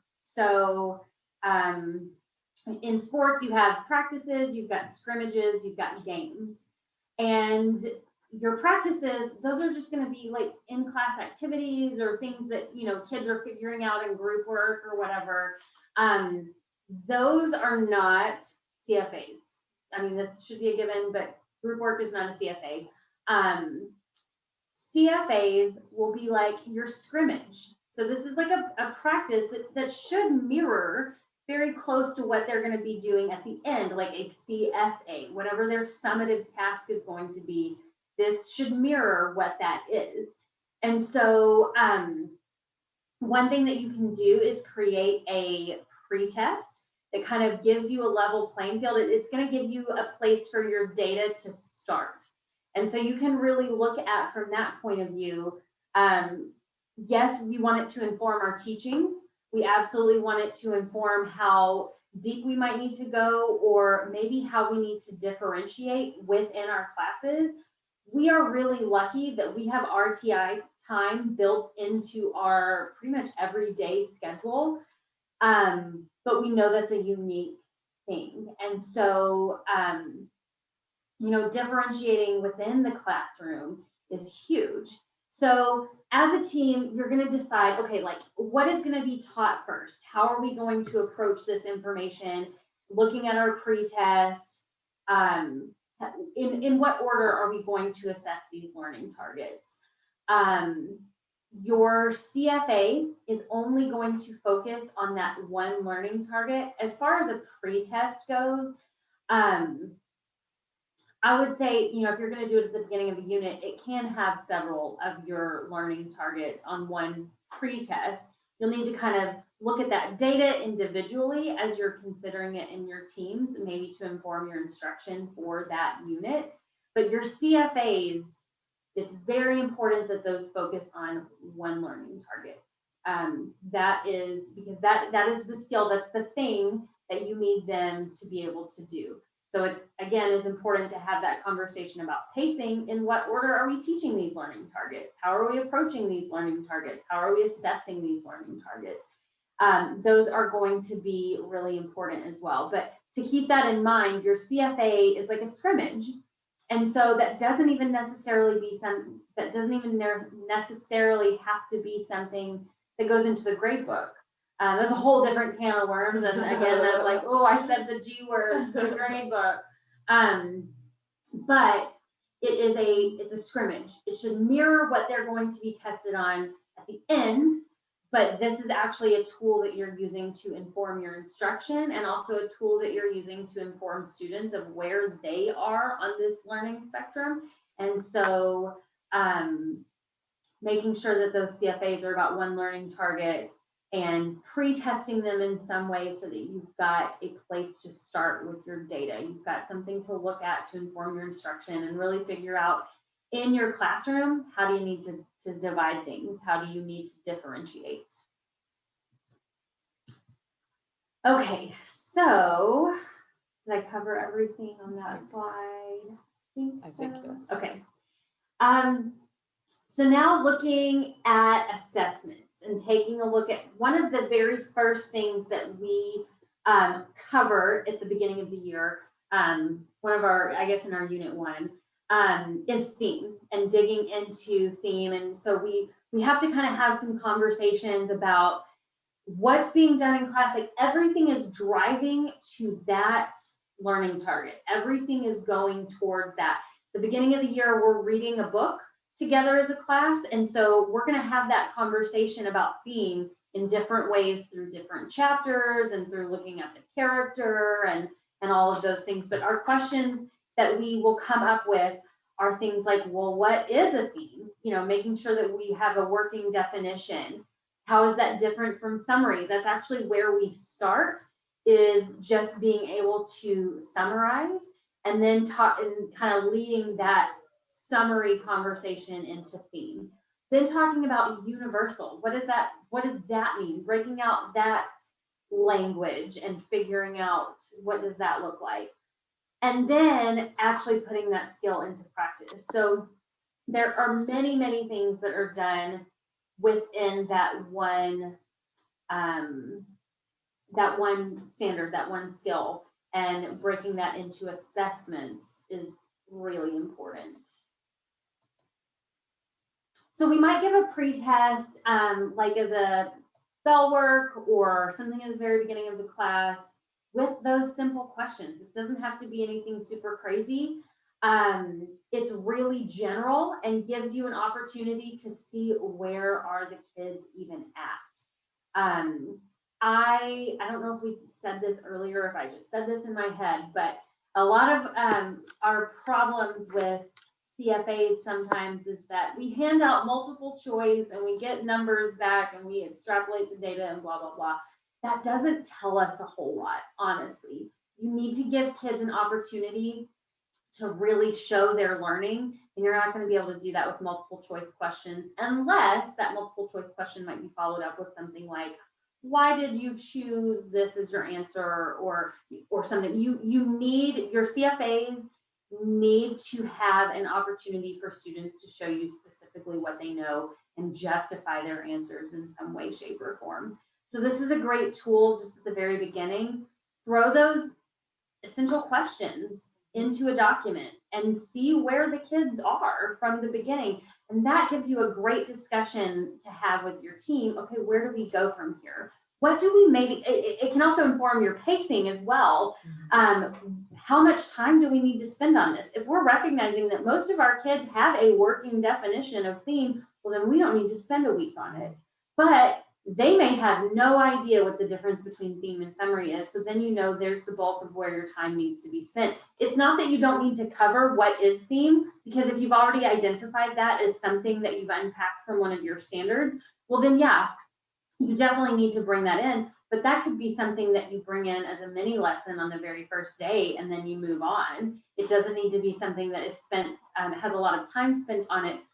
And it may not necessarily need to be something that is assessed later on. So when you're talking about building your assessments, a pre-test can be really helpful, because this is going to help you identify where your targeted skills need to be and what needs to be assessed later on in the unit. You guys have anything to Well, and add to I think that could be a lot of valuable data you're getting there. Like, what if only 2 kids in each class didn't have a good working definition of theme? Right. Then you could do tier 2 in intervention with them, you know, and not worry about the whole class. Mhm. Or if none of the class knew the difference on number 2, the difference, you know, then you wouldn't know. I need to do a mini lesson, or I need to devote class time to that intervention. So yeah, I think that can be very valuable. So this is just a good place to stop and do another one of those really quick self-assessments or team assessments, because now that you've compiled that pre-test data, you've got that information that you can discuss at your next team meeting. And that also might determine if there needs to be changes to your unit plan before you get into actually teaching it. You can use, again, just a quick Google data sheet. I'll show you an example of one that is color coded here in just a second. But then you've pretty much got your unit plan and you know the direction in which you're heading, and you're ready to teach the unit with the main focus on one target from one skill that you've determined as the team. So here's just an example again of a really quick pre-test, and you can see just it's been color coded, and so that helps to see where the areas of strength and the areas of concern might be. And again, just was created in Google Sheets. Then the last thing that I wanted to share, I really like this flow chart. I'm big on graphics and flow charts, and I like it because I think it does a really good job of illustrating how we are just kind of in this endless cycle of using the data to design our lessons, to deliver the information, and then once again, checking in on that data. I also like it because it still showcases those foundational aspects at the bottom, and it over to the side kind of again shows us that cycle of instruction and planning our curriculum all of that. So I like that, just something to consider. And then 2 more resources that are really great. I think, Is that yours? is that Lindsay? yours, Lindsay, the collaborative common assessments? Is that? No, mine is common formative assessment. So Okay. it's a little different, but it will have a lot of the same information. So with that, we are ready for break. Any questions before we head to break? No, this is a lot of information. Y'all have been troopers sticking with us today. And you can always take a look at that link that was sent out earlier in the day if you really do want to work on some things individually. By all means, fill that in, because we can talk about things on a more individual basis as well. Okay, so it is, we'll say 1:40. So we will be back at about 1:55 and finish strong.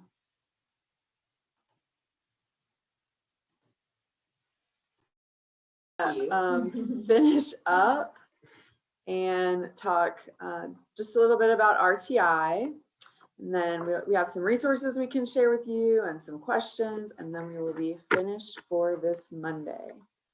So just sort of a checklist of where we've been. You know, we've identified our essential standards. We've developed our unit plan based on those essential standards. We've started our assessment cycle with the CFAs and the pre-tests. And then we're now ready to use those assessment results to determine which students need the interventions or the enrichment or extension activities. And I think that this is really a good place to also, again, throw back in those 4 questions of a PLC. So you can see how this all aligns. What do we want the students to know or to be able to do? That's our essential standards, and that's us developing the unit plan based on those standards. How will we know if they learn it? We're gonna reveal those results in our assessment cycle. And now, as we move on to the RTI phase, and we're looking at our interventions and our enrichment activities, what will we do if they didn't learn, and what will we do if they did learn? Is there another slide in that slide or? Yes. Okay, thank you. All right, so, just 1 second. Okay. We have construction noises. Response to intervention is, of course, RTI, and it's a tiered system of support for struggling students. I think that second bullet is interesting. They could be struggling academically, behaviorally, or in both areas, and we're going to talk about the differences between those and what you should be doing as a classroom teacher. So tier 1 is core instruction. I'll talk about that more. Tier 2 is supplemental interventions. And then tier 3 is intensive interventions. Okay, so tier 1. So that's the core instruction. That's what I think of, you know, the classroom teacher in the classroom. So it includes access to essential grade level standards for all students. So that's when, you know, you're teaching the class. School-wide teams and teacher teams are responsible for tier 1 instruction. So, I don't know, ladies, is there anything y'all would add to that stuff? I think this is why your unit planning is so important, and why ensuring that you have really developed a rich and thorough tier 1 instruction, because really the goal is to help all students be successful just by that tier 1 instruction alone. Now, we know that that's not going to happen. We know that there's going to be some students who need additional interventions, but the better developed our tier 1 instruction, then the better we're able to help those students, because our group sizes in intervention are going to be smaller. Yes, that's pretty crucial. Okay.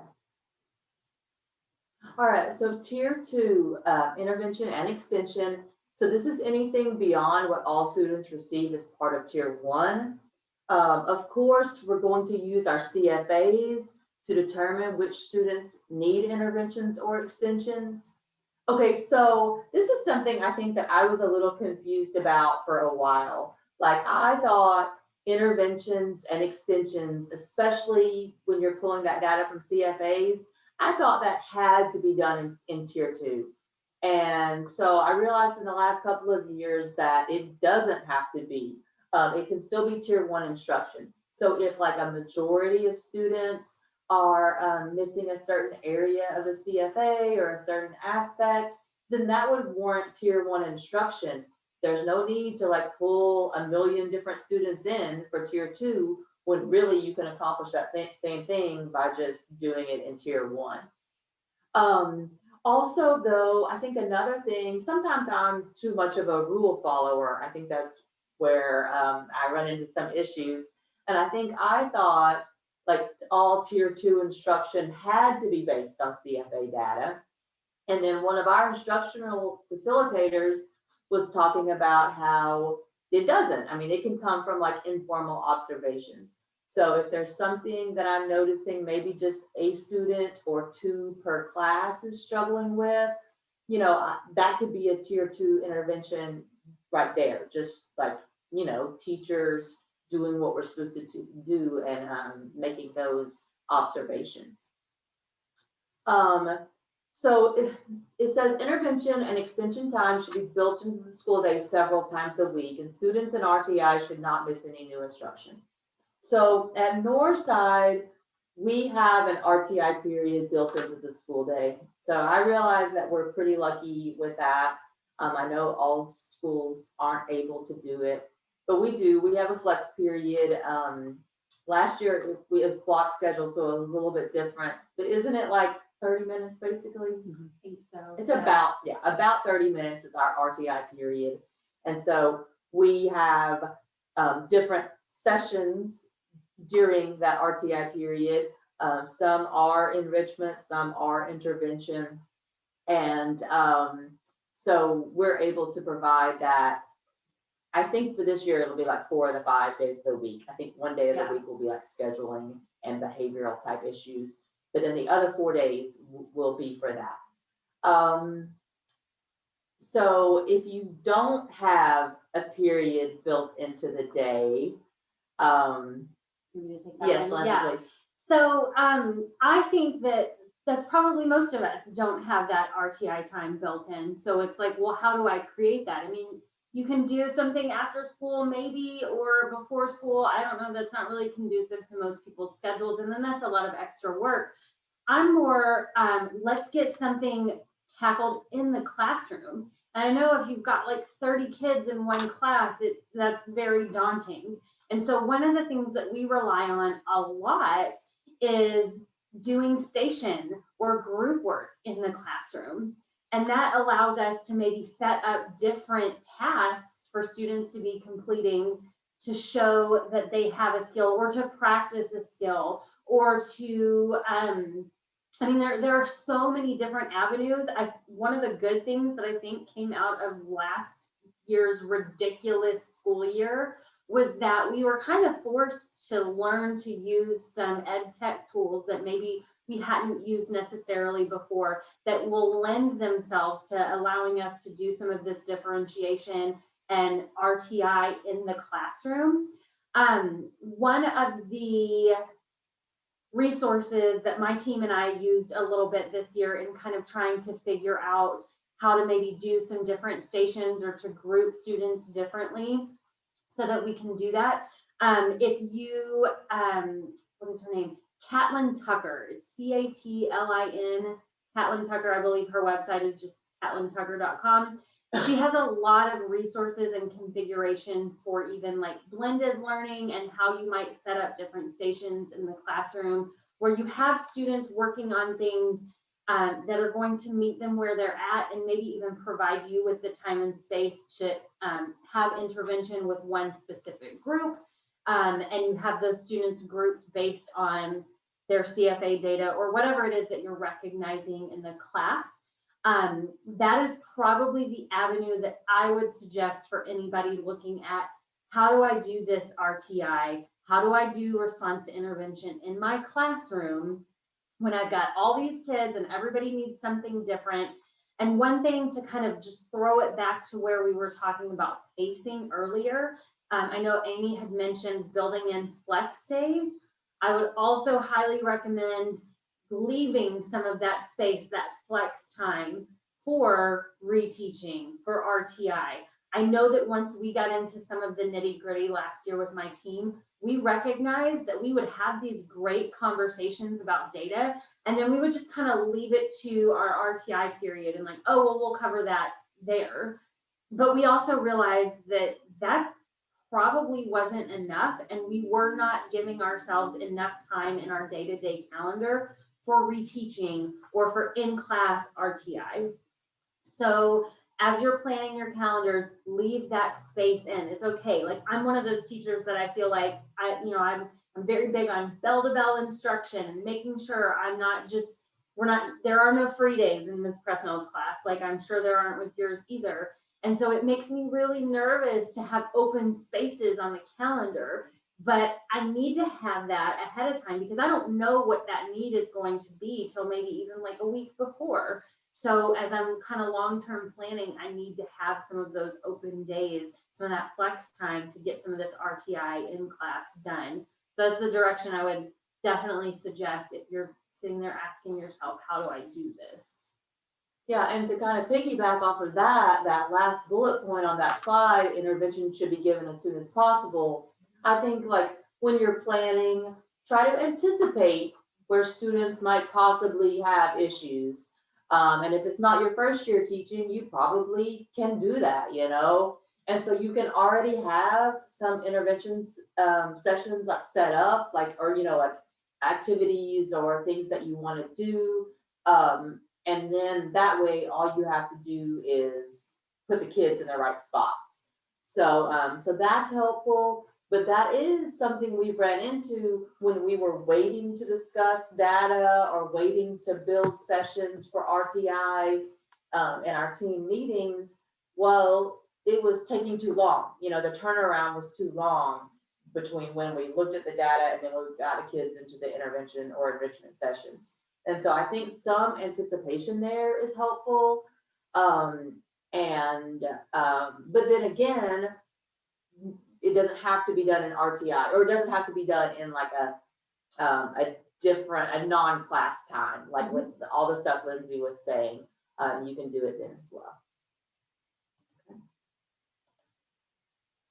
Okay, so how do I decide which students need intervention or extension? So most of the time we do this based on formative assessments, or a lot of time, I think I want to say. It doesn't have to be a lengthy formative assessment. So as a team, before you score, before you give the assessment to the students, you should set the thresholds for mastery and proficiency, don't you think, ladies? Mm-hmm. And so you just talk about it among your team, and you know what's going to be mastery, what score is going to be mastery, what score is going to be proficiency. Then you give the assessment and you use the data. So if you know there's students that are in the mastery range, well then they would be ready for enrichment. If there's students who were not proficient, then they would need the intervention. So we were talking about this data set right here. And I know some of us were like, 71%, there were 2 students with 71%, and it looks like they are not proficient. You know, it looks like they were categorized down there. So based on this, just the look of this score set, it looks to me like that's what the team set. You know, the team set anything that was below 80 possibly, or at least 71 and below as not proficient. 95s were mastery, it looks like. And I know for different CFAs, we've had different mastery rates. I know we've used 75% before. I think we've even used 70%. One time there were 3 questions, so I think we did a 67%. It really depends, and that's why it's really important to make sure that you hit number 2, and as a team, prior to giving the assessment, you set those score thresholds. So a really great time to do it is as a team after you've all taken the assessment and you're discussing. So yeah, like I remember that there was 3 questions on one assessment. And so we talked about, oh my gosh, do they have to get 100% to be proficient, you know? And so as a team, you know, we agreed, okay, they could miss 1 and still be considered proficient.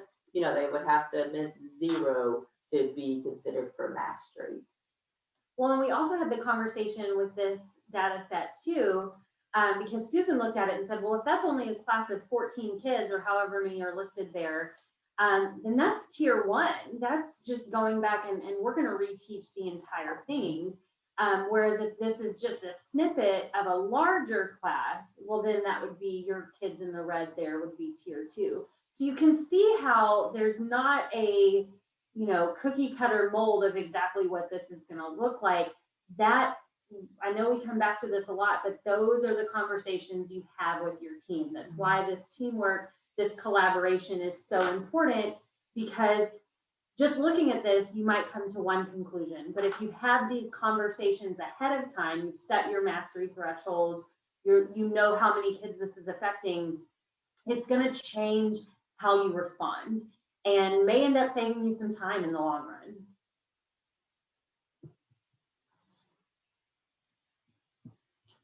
Okay.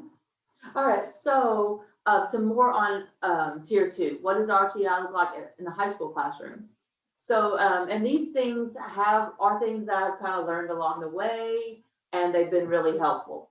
For one, when we're talking tier 2, you need to have small groups. If you're trying to do tier 2 with 30 students, I can tell you, based on my experience, it is not going to be successful. It's like they didn't get it the first time in that setting, and they're not going to get it this time either. So small groups for us, we have found make the difference in tier 2.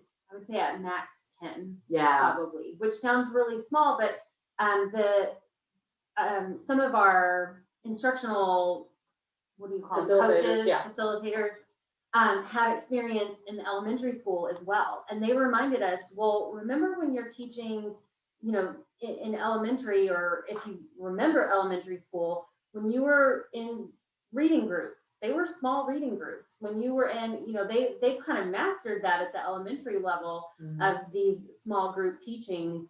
Well, we kind of have to get back to some of that foundationally at the high school as well. It sounds counterintuitive because we're not necessarily used to teaching that way, but when you need to focus on a small group of kids learning a skill and practicing a skill with the teacher right there, small groups, they've got to be small. And I'm glad you said a number, Lindsay. Yeah, we really try when we're doing those small groups, those tier 2, whether in the classroom and stations or during our RTI time, 10 or less is what we really strive for. Also, make sure, you know, we're calling it reteaching, then that's what you need to do. You don't need to teach in the same way. It did not work the first time. Through no fault of your own necessarily, but you need to reteach in a different style, in a different way. This is when you can talk to colleagues, you can, search, different strategies, but it needs to be taught in a different way. Do one of y'all want to talk about the multimodal? I think oftentimes when you're looking at a skill deficit, the more you can engage a student. So if you can give them some sort of a hands-on activity while they're listening to something, or having them work with a partner and speak back and forth, it's just going to help solidify those skills a little bit more. So anytime you can add in just multimodal methods of instruction, I think it's beneficial in tier 2. Lindsay, would you talk about that last one? Yeah, so this one is an idea that we've played around with a little bit around here, is having just a consistent set group of kids for an RTI time. And I'll give you one example where it's actually worked really well. So some of our EL level 1 kids, like our kids who have just come in and speak little to no English, are still in our regular classes. That's our setup as far as English goes. They're not in a separate EL English class, they're mainstream. And so that, there's obviously a lot of differentiation that's going to go on in the classes that they're in anyway. But we kind of piloted this idea of doing one RTI session with the same consistent group of kids each and every week. And and we didn't focus on, we did focus on their English language learning stuff. But they have a separate class for that. So where they're learning English and they're practicing and they're conjugating verbs and they're doing all those things. We focused on content specific, what we were actually doing right then and there in that class. And so we did different things like, at that time we were doing some figurative language stuff. That was one of our focus standards. And so we brought them in and we were playing games about figurative language. We were drawing pictures. We were, whatever we could kind of come up with. And that consistent group of kids met each and every week. They met with me one day and with Mrs. Ottman the next day. And that was actually, we were able to see leaps and bounds progress in terms of their ability to just participate in class and, work with their peers and things like that. And obviously accessing the material, because they had that protected RTI time, they were able to access what we were doing in class, which was helpful.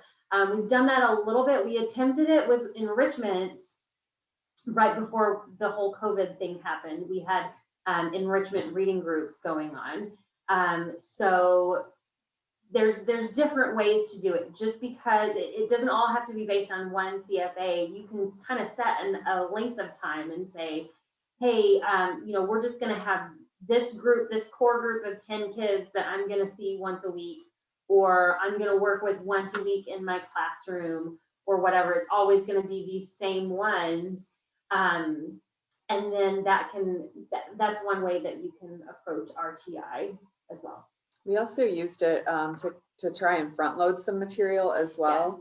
Yes. We looked ahead into future unit plans and we tried to isolate some skills or even just some vocabulary that might be unfamiliar, especially to our EL level 1 kids. Vocabulary that all the other students would have gotten, but they may have struggled with. And so I remember specifically before we read Oedipus, there were a lot of things that we did as far as just the plot structure and characters and just some vocabulary regarding Greek tragedies in general. And so just to front load that before we got to the play kind of gave them a leg up. Yeah, so just a couple of questions we can talk about real quick. Stephen asked, were you placing kids at RTI based on deficiency of a specific skill or based on overall scores? Well, I guess I would say both. Maybe for the majority, it was more of a specific skill based on like CFA data or observations in class. But like Lindsay and Amy were talking about, those students that were EL level 1, that was based more on like overall. We also did some not based on home language, but like prior ACT Aspire scores and things like that. So I would say both. Maybe would y'all agree? Maybe the majority is specific skill or no? I would say the majority, that was our focus. And if you are beginning this process, I would say do one or the other. Don't try to do both. Kind of decide. I mean, don't you think that would make things a little simpler? Kind of decide, okay, our RTI time is really going to be best spent as we're looking at our CFA data and focusing on specific skills, or it's going to be, we're just going to kind of hone in on these skill gaps that we've noticed in some of our testing scores, reading levels, proficiency levels in different areas. I mean, however you want to cut it. But I would say not, especially if you don't have a big staff, don't try to do all things all at once. It'll get really easy to get bogged down that way. Yeah. And your second question about could they get out of RTI and go to enrichment when they show mastery? I think that that's a great question. And yes, I mean, wholeheartedly, that's what we want. And I know that that's what the students want as well. And there could be a variety of different reasons why a student didn't perform well on a CFA.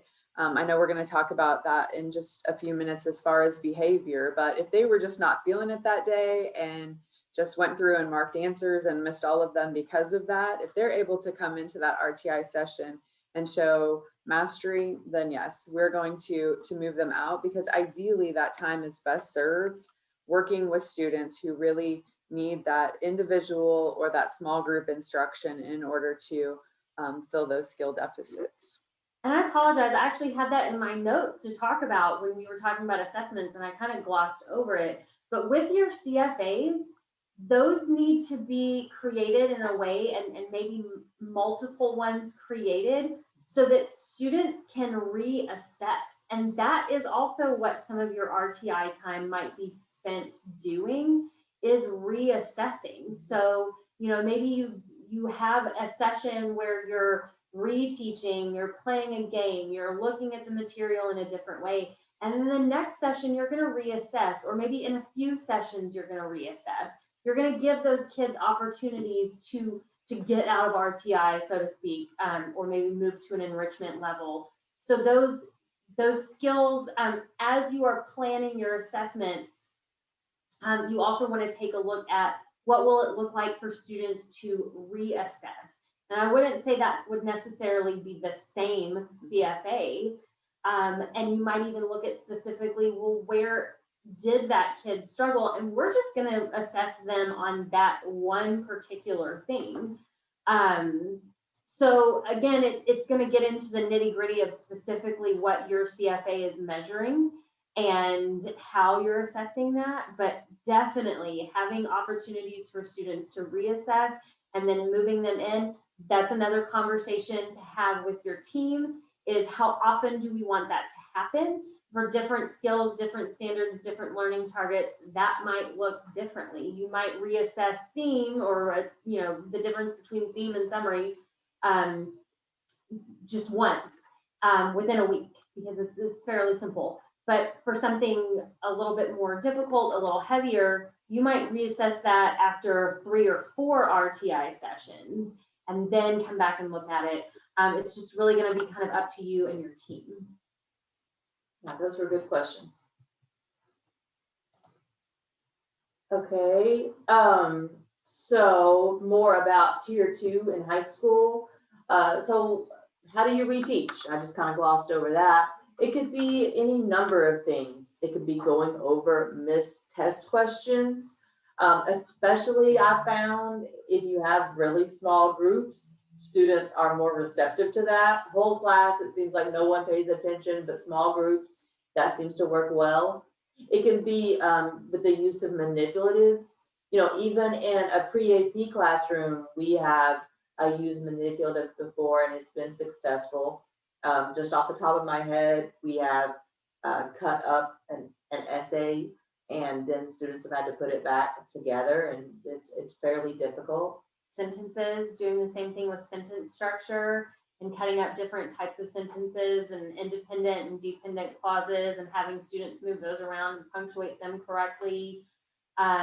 We do a lot of that with having to sort of reteach line of reasoning and explaining how one concept leads to the next concept, leads to, you know, and all of these work together to prove an overall claim.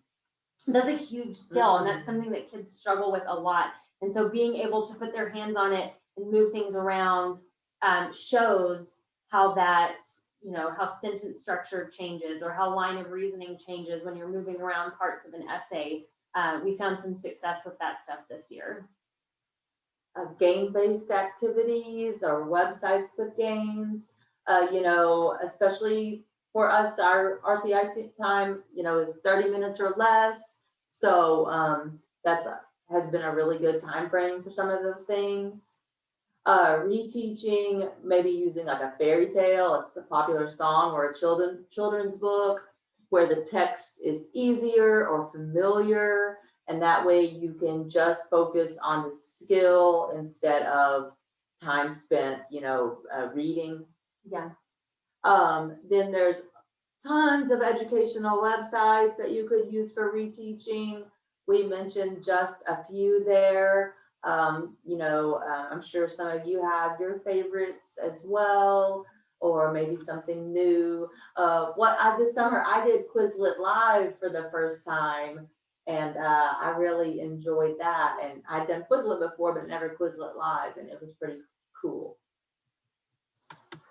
Okay, tips for planning interventions in your teams.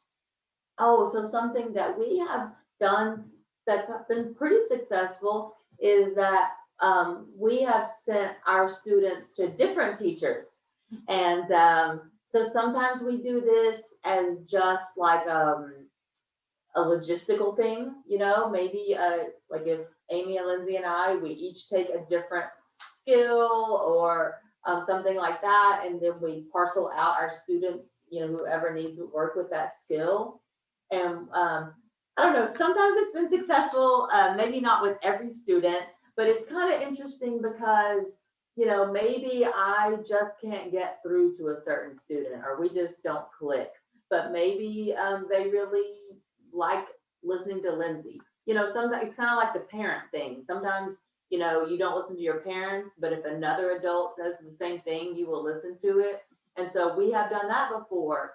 Now, I guess there have been some instances where students have been like, I don't like that teacher, I don't want to go with them. But overall, I think it's been successful and kind of neat, kind of shakes things up a little bit. So you could send your students to different teachers if you had different teachers available. Make sure that the methods you choose to reteach skills are targeted and administered quickly. Yeah, you're probably not going to have a big time frame, so you want to get right to it. I don't know. You don't want to try to cover too much. Just focus on that skill and then assess and move on. Okay, so maybe you're even in your RTI session and you don't see any evidence of success.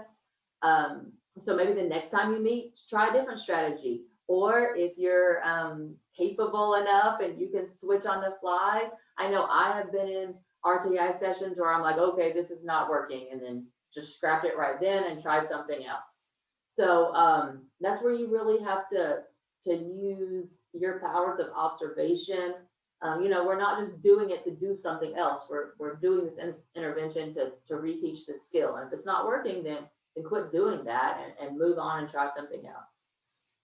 And then one point to kind of help segue us into the next slide, it's going to be really important, and we had someone tell us this year or last year, that there is a difference in the kids who can't do versus the kids who won't do. And that also might mean those are two RTI tier 2 things that need to be addressed: the kids who can't do and the kids that won't do. Those are both going to be in an RTI 2, but those situations are going to be handled differently. And so you also want to have in your collaborative teams sort of a protocol for that. One thing we found to be successful last year for my team was that, in talking about like all your kids don't just necessarily have to come to you, we would have RTI sessions set up for the actual intervention of the skill this kid is struggling. But we also had an RTI, like we had one teacher who was designated, we didn't really give it an official name, but she was designated the won't do, like this week they're going to go to, Mrs. Ottman's class or whoever.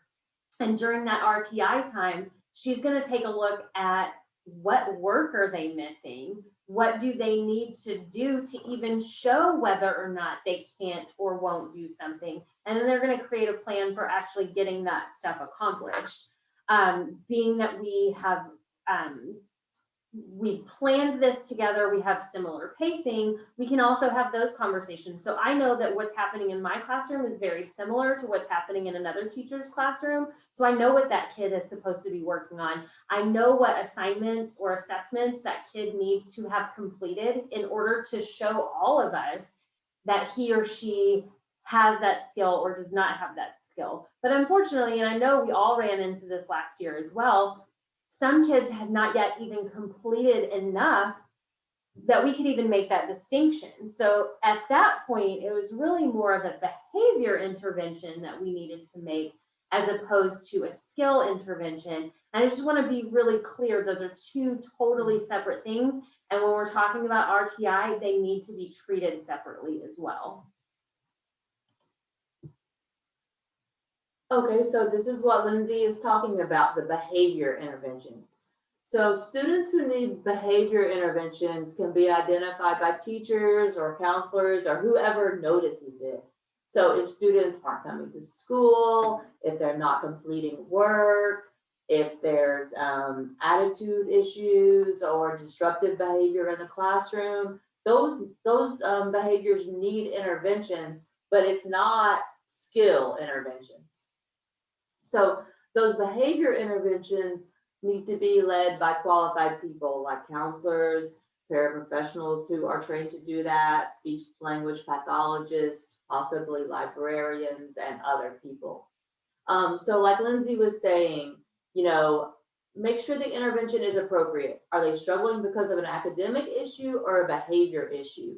If you can identify that and send them to the right interventions, then you'll see that all your interventions will be more successful. Instead of having, you know, a group where maybe there's 4 people struggling with a skill and 2 people who just don't ever come to school, you know, that's not really a homogeneous group there. So if you can figure that out and place them in the right intervention, it will lead to more success for you. At Northside this year, this is the first year we're kind of trying to implement something like this. So we're going to have, during RTI time, first of all, we're going to have like behavioral teaching students correct behaviors and life skills and how to cope with different things.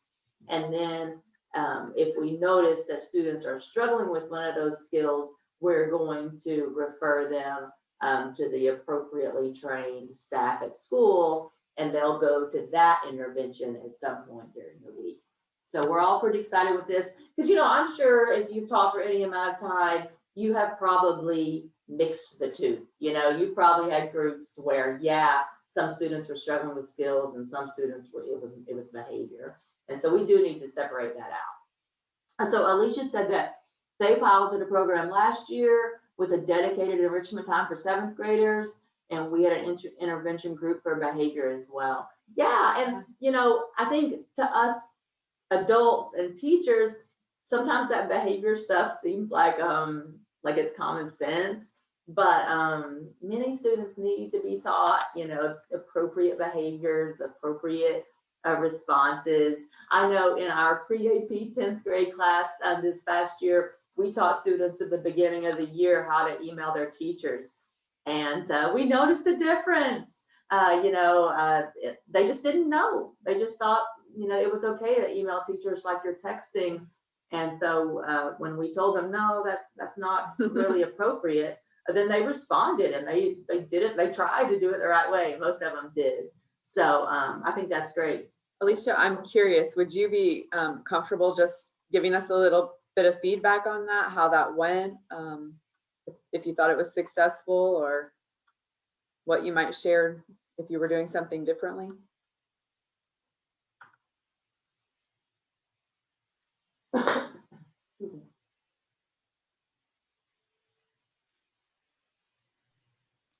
We're putting you on the spot. Hello. Yes, we can hear you. Sorry, I had issues. So we had, I don't know if you guys know Dave LaRose. Do you know him? Those who work with Solution Tree. Who is it again? Dave LaRose. Dave LaRose. He's our consultant, and he was at our school many times this year. And 7th grade this year was the only grade that had a dedicated enrichment time at the end of the day. I taught self-contained special ed, and so behavior, of course, was on my mind. And 7th grade, we had a lot of issues this year with the girls, especially fighting, getting suspended, just ridiculous things, and behavior in class was awful. So the teachers came together and we looked at all the students, their behavior, and as well as how it affected their grades. And then we moved them around. We did 2-week intervals, so they weren't stuck in a class for a whole semester. And we just focused on, classroom behaviors that will help them succeed in academics, and hoping that it will curtail any sort of behaviors for next year. And we're wanting to do that again this year. I love But- that. That's awesome. I got moved to 912 special ed resource English though, so I won't be teaching the 7th graders next year, but I hope they continue with it. Awesome. No, I really like that. Thank you.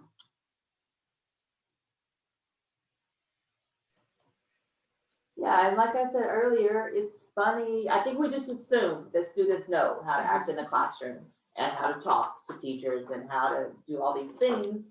But I think we need to be more intentional about what we want and what we expect. And I think it will help with those behaviors. Okay, so I guess we're moving on to tier 3. So tier 3 is really intensive remediation.